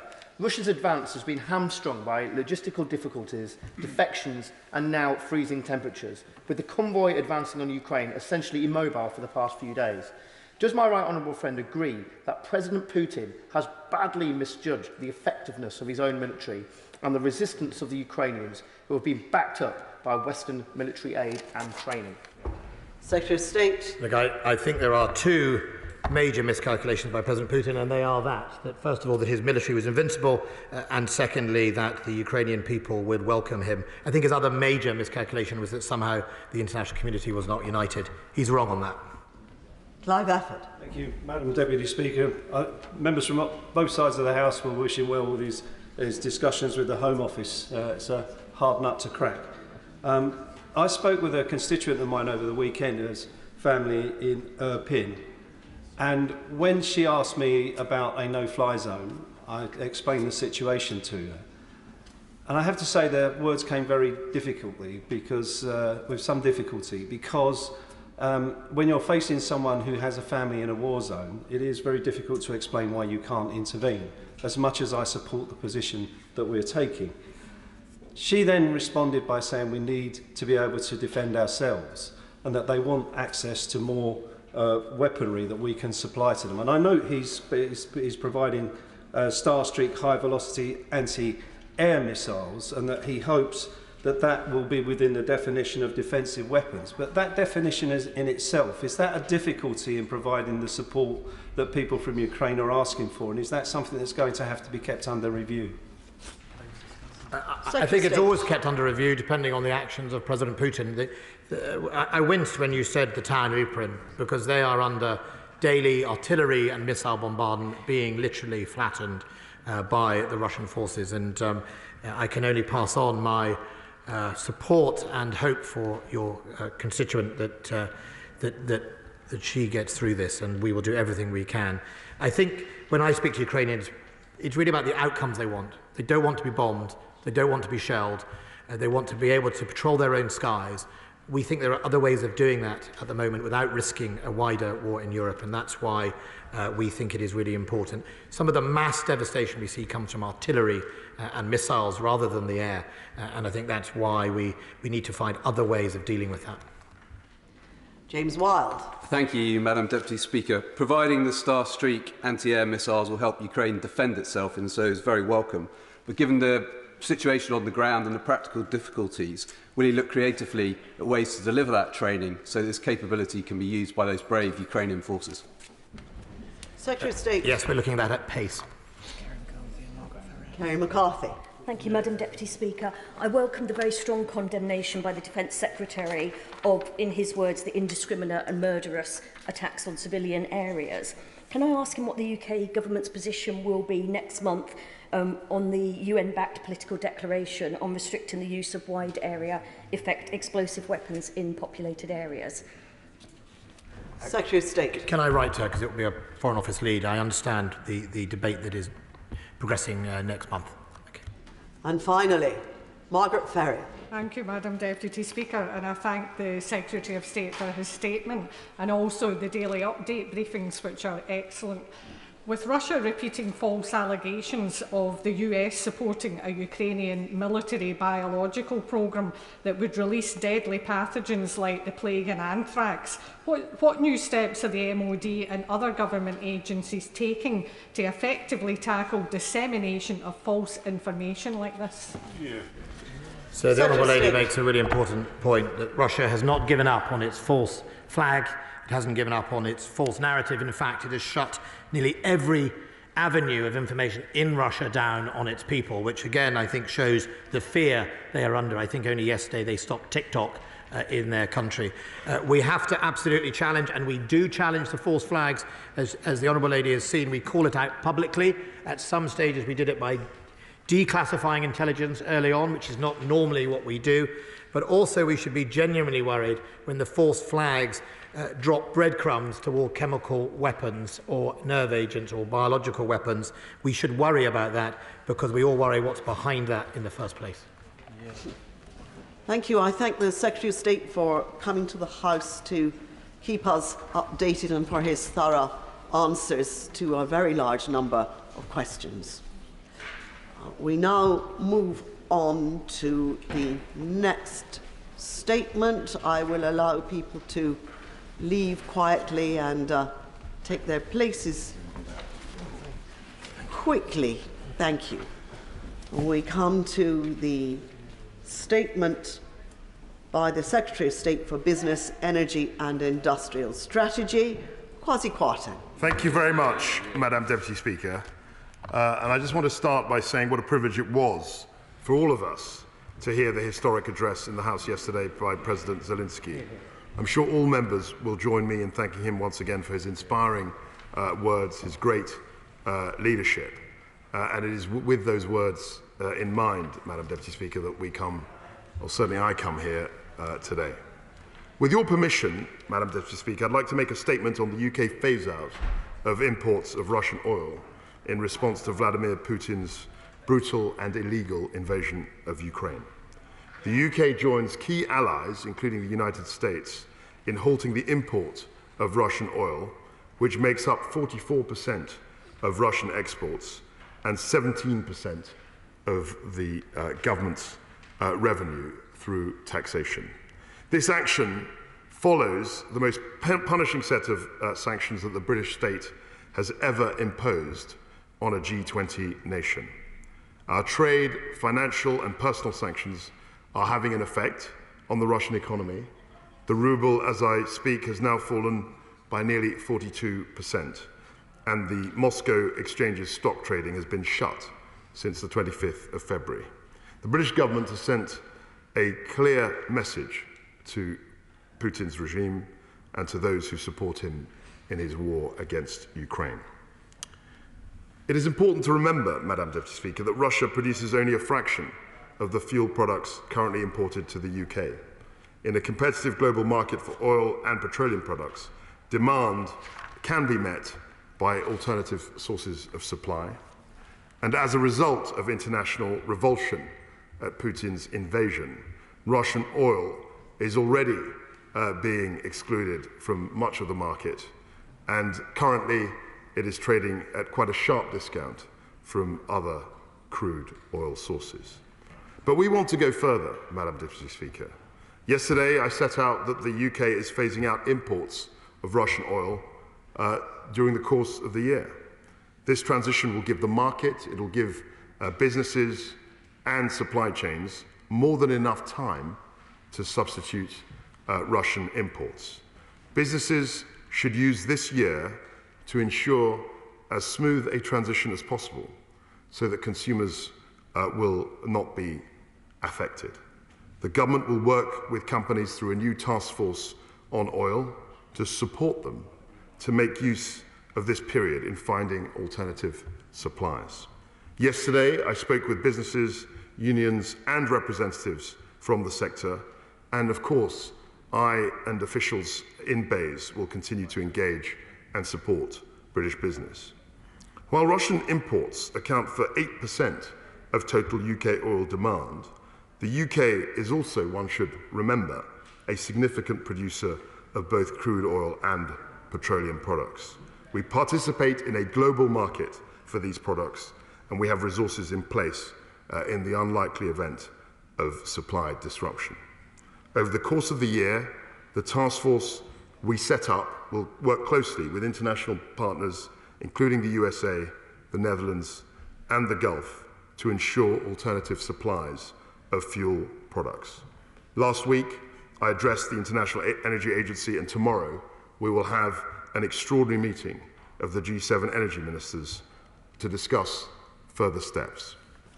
While businesses should do everything they can to source oil from alternative sources, they will still be able, it's important to emphasize this, they will still be able to import Russian oil during this transition period. These measures target oil-related products imports only. The UK is not dependent on Russian natural gas, making up less than 4% of our supply. However, Madam Deputy Speaker, I will be exploring options to end this altogether. I want to make clear to the House that we fully intend and we must end our dependency on all Russian hydrocarbons. In the meantime, we need more investment in North Sea oil and gas production as we make the move to cheaper and cleaner power. Turning off domestic production, as some are calling for at this moment, would be completely the wrong thing to do. We're not going to do it. The Prime Minister has also confirmed that the government will set out an energy strategy to explain the UK's long-term plans for greater energy security, including both renewable and nuclear power, building on our 10-point plan. This measure and those being taken by our allies in terms of the phase-out, the oil phase-out, will move the West away from a dependency on Russian oil. It will take us on a road to building a stronger, more resilient British energy system. It will also increase the growing pressure on Russia's economy and will ultimately hamper Russia's ability to impose further misery on the Ukrainian people. Ed Miliband. Thank you, Madam Deputy Speaker, and can I start by thanking the Secretary of State for his statement. Madam Deputy Speaker, we are united against Russian aggression. We stand together in solidarity with the Ukrainian people, and let me echo the admiration he expressed for President Zelensky and his address to us yesterday. His bravery and eloquence was both extraordinary and inspiring. On the Secretary of State's immediate decisions, we know that Putin's war machine is being funded by oil and gas. That's why it's right for every country to do what it can to isolate the regime and every company to do so. So we fully support the government's decision to ban oil imports. It is a right and welcome step. And it is right also to work with the companies and unions on how we implement this policy. I'd like to ask the Secretary of State in his reply, maybe he could tell us what assessment he has made of the impact of the ban on petrol and diesel prices. We also support him in his decision to seek to find ways to rid ourselves of Russian gas imports. And I want to ask him about the wider energy security context to his statement, which he talked about. But I think it's essential that we learn the right lessons from this crisis. Although 50% of our gas comes from the North Sea and only 4% from Russia, we pay the same price for our own gas as that which we import because we operate in an integrated gas market. So, Madam Deputy Speaker, we are absolutely exposed to the rocketing wholesale gas prices that we are seeing. currently up 100% on the month and 800% on the year. The right lesson to learn is therefore surely that we have to go much further and much faster in developing homegrown zero-carbon power, including renewables and nuclear, which can free us from the whims of autocrats and dictators who can use fossil fuels as a geopolitical weapon. Does the Secretary of State agree this is the right lesson and that policy will need to change? In particular, does he agree we should finally end the effective moratorium on onshore wind in the planning regulations, which has denied us power each and every year since 2015, equivalent to our gas imports from Russia? Does he agree we should ramp up our offshore wind so we go well beyond 40 gigawatts? And does he agree, Madam Deputy Speaker, it's time to finally get serious about energy efficiency, the best way of cutting energy demand, and where the government has not succeeded in the past years? On the North Sea, Madam Deputy Speaker, there needs to be a phased transition, but will he now clarify the government's position on fracking, and will he confirm that the moratorium that was put in place will remain in place? No ifs, no buts. No ifs, no buts, as fracking would not make any difference to the prices consumers pay, is dangerous and would take decades to come on stream. They don't agree with me. I've got a position against fracking. They support fracking. We'd love to know what the Secretary of State and the government thinks, and I'm sure they would too. Finally, let me ask him about the cost of living crisis facing families arising from what is happening to oil and gas prices. We have consistently warned the government that their measures were wholly inadequate for the rise in energy bills. I asked the Secretary of State today, will he undertake to tell the Chancellor that in his spring statement he must come back with much, much more help for both families and businesses? Let me end by saying this, Madam Deputy Speaker. We are united in our support for people in Ukraine. We will support the government in everything it does, which can cut off support for the evil and barbaric Putin regime. And we urge the government to learn the right lessons from this crisis for our country so we can achieve both energy security and energy sovereignty. State. Deputy Speaker, in his customary way, he raised a large number of questions, the majority of which I hope to deal with. In terms of his words against Putin's barbaric invasion, his completely illegal actions, I'm very pleased that he's reflecting our sentiments, and we have a mutual interest in making sure that Putin fails. As far as the cost of living is concerned, Madam Deputy Speaker, there was an extensive intervention by my right honourable friend, the Chancellor of the Exchequer. And I think it's quite wrong for opposition politicians to say that the price cap, which will be set in August, is going to necessarily be higher than what it is today. We simply don't know. He will understand that the price cap will be set at a time retrospectively looking at the average price. It may well be higher, but there are circumstances in which it won't be increasing as much as he imagines. And of course, as is always the case, we have an ongoing look at the price cap. We speak to Ofgem all the time, and Ofgem is engaging work in terms of how the price cap is calculated. In terms of the North Sea, I'm pleased to hear that he's very keen to support investment in the North Sea in terms of making sure that gas is a key transition fuel. That's something which I think many people on the benches opposite may disagree with. And of course, he's absolutely right to stress an increased focus on renewables and nuclear power. We are absolutely at one in our agreement on this. Robert Jenrick. Thank you, Madam Deputy Speaker. Can I welcome my right honourable friend's statement today? I think we have to brace ourselves for the greatest impact on living standards that any of us have known in our lifetimes, and that does necessitate a more pragmatic approach to energy policy. It means accelerating investment in renewables, potentially lifting the effective moratorium on onshore wind. It means looking again at fracking, and it means taking all possible advantage we can from our domestic supplies within the North Sea as part of a transition. Would my right honourable friend agree with that, and also that it would be perverse and dangerous to take away oil from Russia and replace it with oil and gas from Iran and Venezuela, two regimes just as malign and dangerous as Putin's regime in Russia. I thank my honourable friend, my right honourable friend, for his intervention. He's absolutely right. We've got to look at all the possible technologies that can give us as much resilience. We've got to actually, I think, shuffle off a lot of outdated dogma in this area, and I'm very pleased that the right honourable gentleman is full square behind nuclear, because as I remember when he was Secretary of State, he was not the most supportive of the nuclear industry. But my right honourable friend is quite right to identify potentially hostile powers, and we are absolutely willing we're very keen to diversify away from backing or providing resources to potentially hostile powers.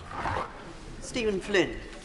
Thank you, Madam Deputy Speaker. I think it's safe to say that in this chamber we all broadly support the statement that the Secretary of State has made here today. And whilst there will be arguments about the potential speed of the transition, we cannot escape the sheer scale of what has been announced here. This is a seismic shift in UK, US and indeed European energy policy. However, we also can't be blind to the fact that there will be consequences to this. And one of those potential consequences is for retaliatory action from Putin himself. What consideration has the Secretary of State given to that matter? And on that specific point, of course, if there was to be gas and oil shortages on the European continent, as a producer of oil and gas, does this not emphasise the importance of Scotland's North Sea oil and gas reserves? And indeed, in terms of resources and Scotland's resources in particular, the renewable resources that Scotland has are enormous. 25% of the entirety of Europe's offshore wind capacity sits off the coast of Scotland. I was a little bit disappointed that there wasn't more from the Secretary of State in relation to renewables. So I would like to hear a little bit more from him in respect of the additional support that he intends to give to the likes of onshore and offshore wind, tidal, hydro pump storage, hydrogen, so on and so forth, and what the timescales behind those progresses will be. And of course, the second big consequence of this will be for consumers. We can't escape that fact. There will be inevitable price rises, irrespective of what the Secretary of State has intimated earlier in relation to the price cap. So on that specific point, will he commit to using every single penny of additional resource that comes from the North Sea oil and gas sector to insulate households from the looming cost of living crisis? I was very determined not to inject any kind of partisan tone in these proceedings. But it did strike me as particularly bizarre hearing the honourable gentleman defend the North Sea transition deal and the considerable oil and gas assets in Scotland. I'd be very interested to hear what his Green counterparts in the coalition north of the border thought about his remarks. But in relation to protecting consumers, he will know that we are fully committed to the price cap, and that's something which we review all the time in terms of how effectively it can operate. And of course, we are 100% behind renewables. In relation to onshore wind, it's important to remind the House we lifted the ban on the Pot 1 auction last year, on the Pot 1 auction, which has had a huge boost for onshore wind. Sir Bernard Jenkins. Thank you, Madam Deputy Speaker. Can I thank my right honourable friend for his statement? And I very much welcome the overall emphasis on, in the longer term, replacing fossil fuels with renewables. But can I just ask, does his department understand the urgency of the present short-term situation, not just for prices, but for security of supply? And will the government has announced support for households, but what about businesses? Businesses tend to buy on 6-month contracts, and his hope that the situation will rectify itself within a few months, I'm afraid, I think is hopeless naive. We are facing a crisis in energy bigger than the oil price shock of the 1970s that is likely to have as big an impact or bigger than on our economy than it did then. Is his department seriously engaged with this with the necessary urgency? We absolutely engage with it. And as someone who is very interested in the 1970s, I mean, he will remember that the oil price quadrupled in 3 months. And we are facing we are facing a difficult time. I think that the department is fully aware of the urgency of the problem, but he will also appreciate that a lot of the investment that we needed to make simply wasn't made. We didn't make enough commitment to nuclear. This was a historic mistake of previous governments, but we're absolutely focusing on dealing with the problem in the here and now. And that's why my right honourable friend, the Prime Minister, and I are coming up with a plan in the next few days to track to reinforce. Well, I find it extraordinary that this gentleman, who was responsible for energy policy in the last Labour government, is smirking from a sitting position when he completely failed. He comprehensively failed the nuclear sector, completely failed on energy supply, completely failed on energy resilience, and we're still trying to clean up his mess. But, well, friend, we are working on these plans. And I say we'll have no more interventions from a so-called sedentary position. Darren Jones. Thank you, Madam Deputy Speaker, and can I thank the Secretary of State for advance sight of his statement. He will know that many local authorities, NHS trusts and other public bodies are locked into gas supply contracts with Gazprom. In order to get out of those, the government needs to bring forward legislation to amend the public procurement rules. Will he do so?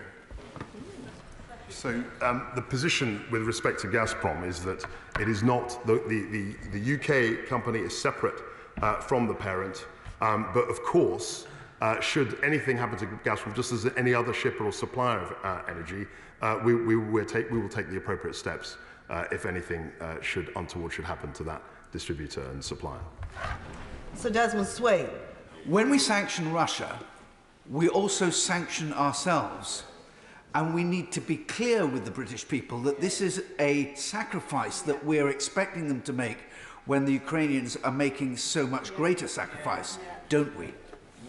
Right, honourable friend is absolutely right. People in this country have an intuitive, heartfelt feeling for the people of Ukraine, and they understand. People understand. I've seen this in my constituency in the weekend. I'm sure he's seen it in his constituency. People are willing to endure hardships in solidarity with the heroic efforts that the people of Ukraine are making. People understand this in this country because we're a generous and giving country. Caroline Lucas. Thank you, Madam Deputy Speaker. The government is right to get off Russian oil and gas. I welcome that, but wrong to propose replacing it with new domestic production.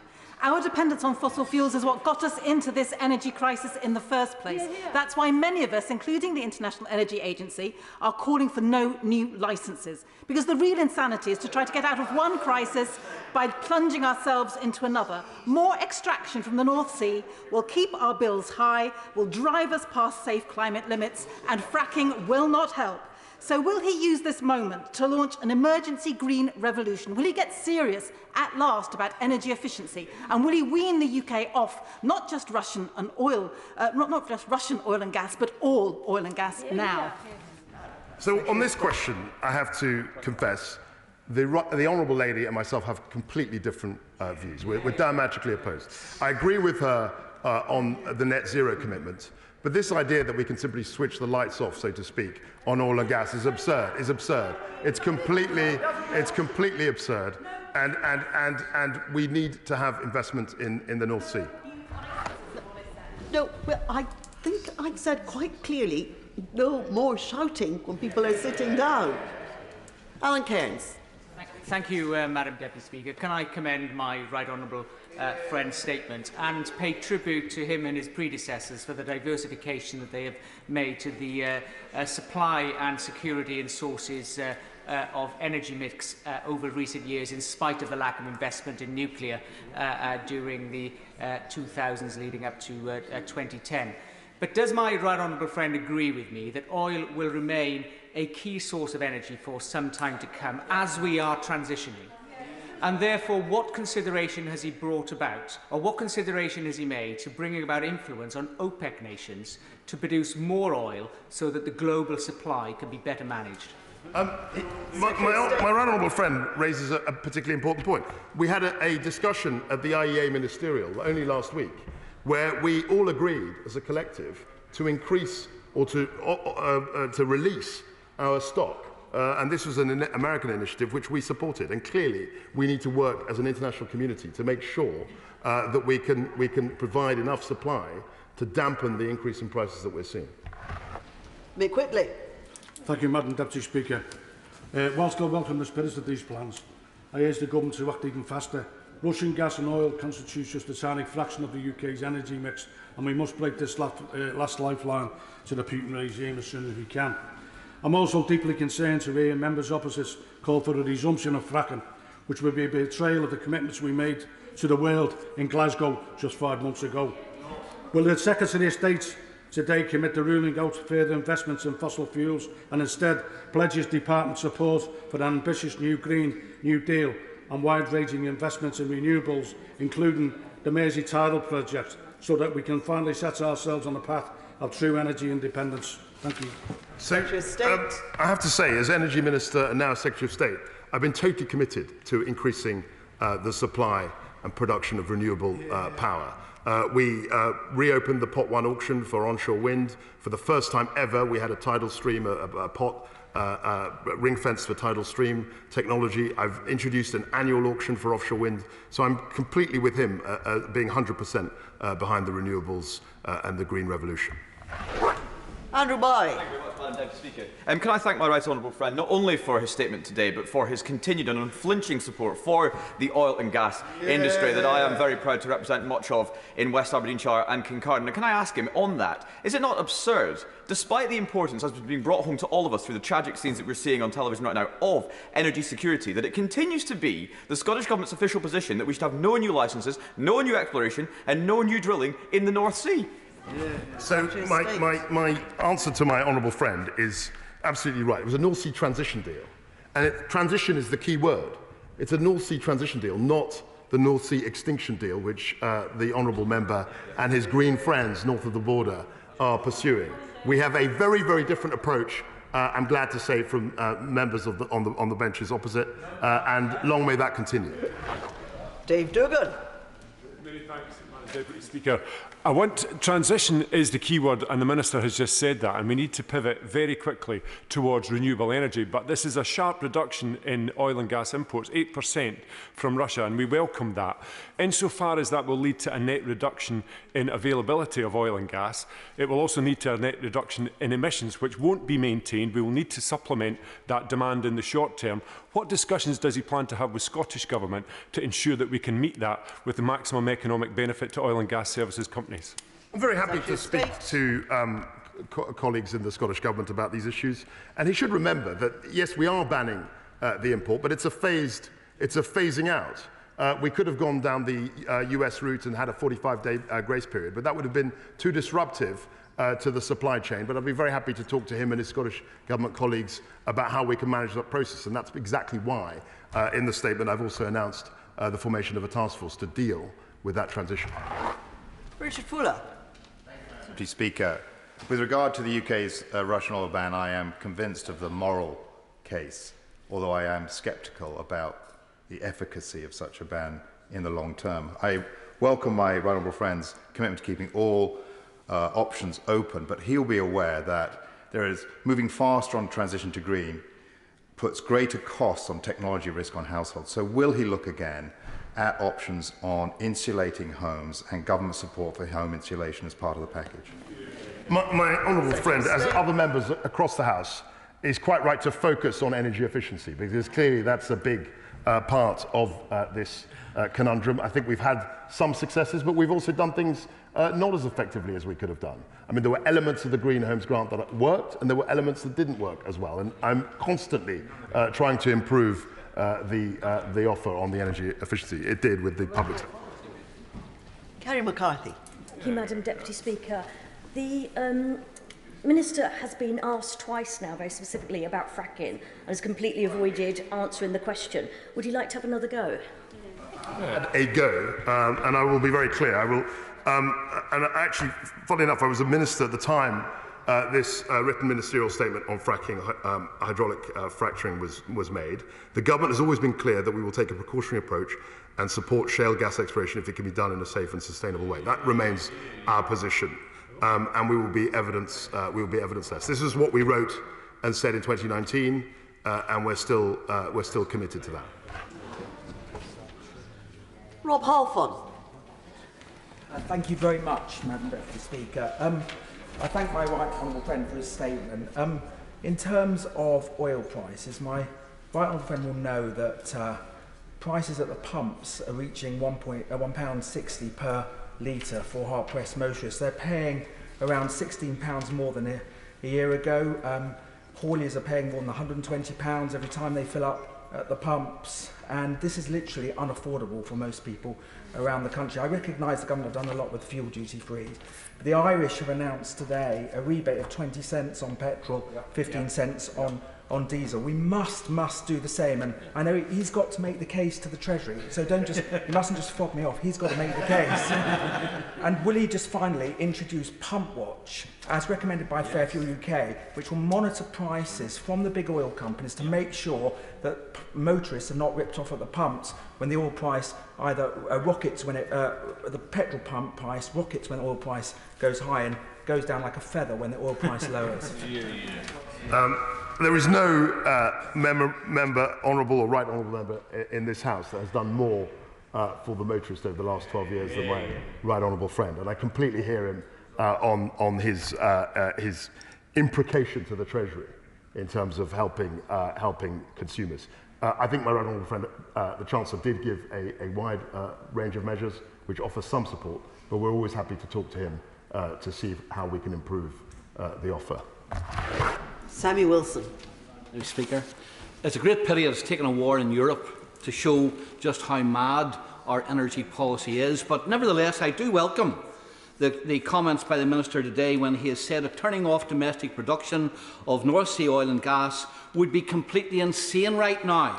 But would he agree that it would be equally insane to turn our back on the shale gas which is available in the north of England, which would help to make us less dependent upon foreign resources, which would create jobs, which would give us security of supply, which would give the Treasury revenue from gas?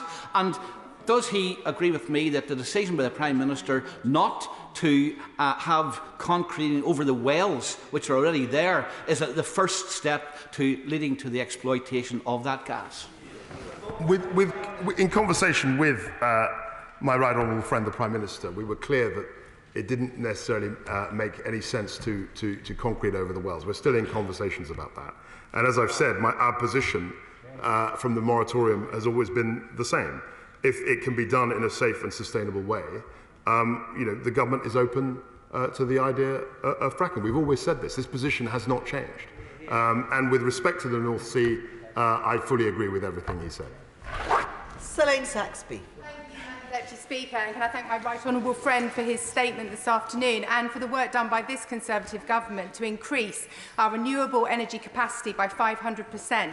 And as we move towards the new normal of a greener and more secure energy supply, can I also ask if he will commit to increase the capacity coming out of the Celtic Sea and accelerate the rollout of floating offshore wind and the target that it can deliver? I think floating offshore wind, as my honourable friend remarks, is key to actually accelerating our renewables offer. And I think that in the next few days we will hopefully be saying some slightly more ambitious targets in terms of our 2030 ambition than we have hitherto said. Ben Bradshaw. Thank you, Madam Deputy Speaker. Given the government's been in power for 12 years, why hasn't he already lifted the very damaging moratorium put in by David Cameron on onshore wind, the cheapest and quickest way of generating renewables? And when sure, he will remember that there was a moratorium on the Pot 1 auction, which we lifted. We lifted that 2 years ago, and I'm very pleased to say that in the fourth auction round, we do have a separate pot which is ring-fenced for onshore and solar technologies, and onshore will be fully reflected in that auction. Andrew Murison. Deputy Speaker, the government's right to be cautious about windfall taxes, though it's worth remembering on this side that it was Baroness Thatcher that introduced them in 1981. Given the extraordinary profits by BP and Shell in particular in recent times, and given the very real prospect of simply unaffordable bills landing on our constituents' doormats in the very near future, will the government at least keep that option open? My honourable friend is well versed in departmental responsibilities, and he will know that issues to do with taxation are squarely in the remit of the Chancellor of the Exchequer, my right honourable friend, the Chancellor. I personally feel that a windfall tax is not the way to go in this particular moment, because there's huge uncertainty about investment in the North Sea as it is. And if we were to entertain the idea of a windfall tax, all that would do would be simply to frighten the investment, destroy jobs and destroy wealth creation. I don't think that's in anyone's interest. Liz Savo-Roberts. Putin's bloody war in the UK is being financed by Europe's addiction to fossil fuels. We have to speed up our green transition. But more than 1 in 10 Welsh households are living in fuel poverty, and this number is growing daily. Starved of public transport investment, Wales is the most car-dependent nation in the UK. We will therefore be disproportionately affected by rising prices. Now, rural regions of Scotland and England with high levels of car dependency are eligible for the rural fuel duty relief. Will he extend it to Wales? Even if I wanted to, it's not in my power to do so, but I'd be very happy to talk to people across the government to address the issue that she's raised. John Lamont. Very much. I very much welcome the government's statement today and the government's plans. However, is the government aware of current supply issues for red and white diesel? Businesses in the Scottish borders have contacted me in the last day or so to say that there's real issues with sourcing red and white diesel. So, indeed, suppliers are reporting that Grangemouth will run out in the coming days. Is the government aware of this, and will they investigate it further? We will absolutely. I'd like to pay tribute to my honourable friend, who's always been a consistent and extremely able defender of his constituents' interests. What I would say is that the red diesel phase-out was announced 2 years ago, and I'd be very happy to talk to him to see how we can actually manage that transition. Mike King. Thank you, Madam Deputy Speaker. Following on from the member for Harwich and North Essex, many businesses hedge their fuel costs going forward, like aviation, which impacts massively on my constituency. But many businesses are going to be hugely exposed because they haven't hedged those costs. Is the department doing some analysis of the exposure of these businesses? The honourable gentleman raises a critically important point. The department is always looking, particularly at a time of extreme price volatility, at how these prices affect the supply chain and businesses. Indeed, my honourable friend, the member for North Derbyshire, was speaking to energy-intensive industries just this morning, as I was, and we're fully alive to their plight. Lee Anderson. Deputy Speaker, now then, I think we all welcome the banning of Russian oil and gas to put the squeeze on Putin. But what about Russian coal? We're currently importing over 500,000 tonnes a year of coking coal. It's the same type of coal, the metallurgical coal, that can be mined safely and cheaply in this country. So does my right honourable friend agree with me that if we can get it out of this ground cheaply and safely, then we should do it without delay? He will know that the specific issue relating to the Cumbrian coking mine is under judicial review, but clearly we want to move away, as I said in my statement, from Russian hydrocarbons. That's absolutely our intention. Vera Hobhouse. Deputy Speaker, obviously the crisis makes us all very aware of consumer energy prices and how to contain them to some degree. To reduce the average energy cost for consumers, we need a replacement for the Green Homes Grant, which is far more comprehensive and recognises that solar power, battery storage and smart metering must be part of the solution. What are the plans for the government to roll out much more ambitiously residential solar, which together with battery storage and smart metering could save the average consumer up to £900 annually on their energy bill? The honourable lady will appreciate that we have done actually quite a lot in terms of driving solar, and I referred only to the fact that we've restarted the Pot 1 auction. Pot 1 auction was all about onshore wind, but also on solar, and there are lots of projects. When we announce the actual result, there'll be lots of solar projects that will be increasing hugely solar capacity in this country. Bema Folami. Madam Deputy Speaker, The Secretary of State knows that I'm a strong supporter of his policy to end reliance on Russian oil and of the need to intensify our investment in renewable energy.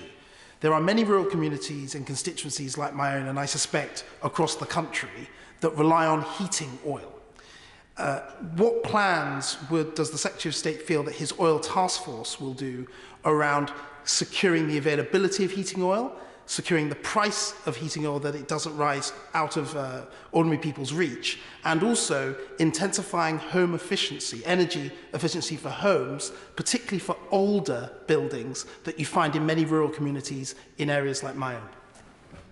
The task force, it will do exactly as he has asked for. It will look at where we can source supply at the cheapest rate and increase our independence. It'll take away from our reliance on Russia, and it will actually source oil at the cheapest rate.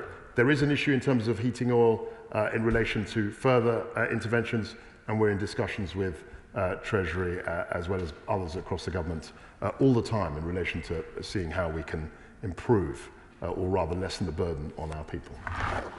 Grant Davis.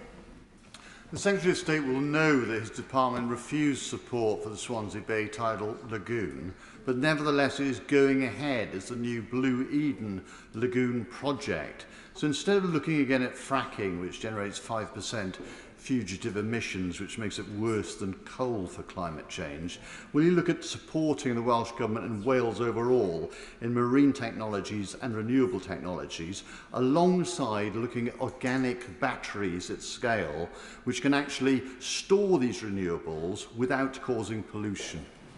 I think the right honourable gentleman makes a very fair point. We've done a huge amount as a government in terms of driving renewables. I was very pleased to see the tidal stream auction has been ring-fenced. The specific details of the Swansea project, the Swansea Lagoon project, I felt as Energy Minister at the time, and the Secretary of State as well, felt that it wasn't economic, that specific project. But generally, I don't think any government has done more for marine renewables and marine energy. Mark Jenkinson. Madam Deputy Speaker, can I welcome my right honourable friend's swift and decisive action on phasing out Russian imports. Just to echo the comments of my honourable friend, the member for Ashfield, as our minds are now focused on increased domestic production such as that from the North Sea, does he agree with me that the benefits of domestic supply chain resilience and security should also encompass other critical minerals such as coke and coal, for which we look to Russia for over 750,000 tonnes, 50% of our requirement last year? So he will appreciate, in terms of coke and coal supply, there is a diversity of sources. We're not just looking to Russia. But in terms of critical minerals, he makes an excellent point. He will also appreciate that this is the first government, the first time ever, that we're going to have a critical mineral strategy that will be published in the next few weeks. And my honourable friend, the member for North Derbyshire, is really leading that within the department. Alan Brown. Thank you, Madam Deputy Speaker. Electricity from gas power stations is one of the ways that we meet peak electricity demand. Now, the Secretary of State knows that dispatchable energy can also be created from pumped storage hydro, which is a completely renewable source. So, to minimise our reliance on gas and switch to renewables, he knows that SSE is ready to go and build Corrie Glass in the Highlands. So, will he commit to agreeing a minimum floor price with SSE so that they can go on and build it and confirm timescales for that agreement? I'm really delighted that the honourable member raises this. I think he's raised it at every questions for the last 18 months. And I'll keep saying what I've said before. We are interested in the technology. I need to look at the specific proposals that he's suggesting. And obviously, we need to work out whether it's value for money. Those are the parameters that we always look to. Alexander Stafford. Thank you very much, Madam Deputy Speaker. Yesterday at the Bay Select Committee, we had a panel of experts talking about this very issue. And when the issue of fracking was raised, they were unanimous in their voice that it was neither be effective, cost efficient, wouldn't do anything to the price, and actually was a bit of a red herring. Does my right honourable friend agree with me that fracking is that red herring, and instead we should focus energy on more renewables and even more North Sea, because fracking just doesn't work in this country? I think we could look at a range of technologies. We looked at the fracking issue. I was Energy Minister at the time. There were issues regarding the seismicity of various projects. But we've always had an open mind. We've always said, and I repeat, that we will support shale gas exploration if it can be done in a safe and sustainable way, and we will be led by the science on whether this is indeed possible. So there are lots of experiments, there are lots of empirical evidence that we need to consider. Jonathan Edwards. Diolch, Madam Deputy Speaker. He mentioned in his statement the need to protect the Ukrainian people from further misery. As he knows, Ukraine is a country with historic debt problems, and the full-scale Russian invasion we're witnessing will inevitably make matters worse for them. Considering this is likely to be a prolonged crisis, can he assure the House that the British Government will be leading international efforts with the IMF, the World Bank and the G7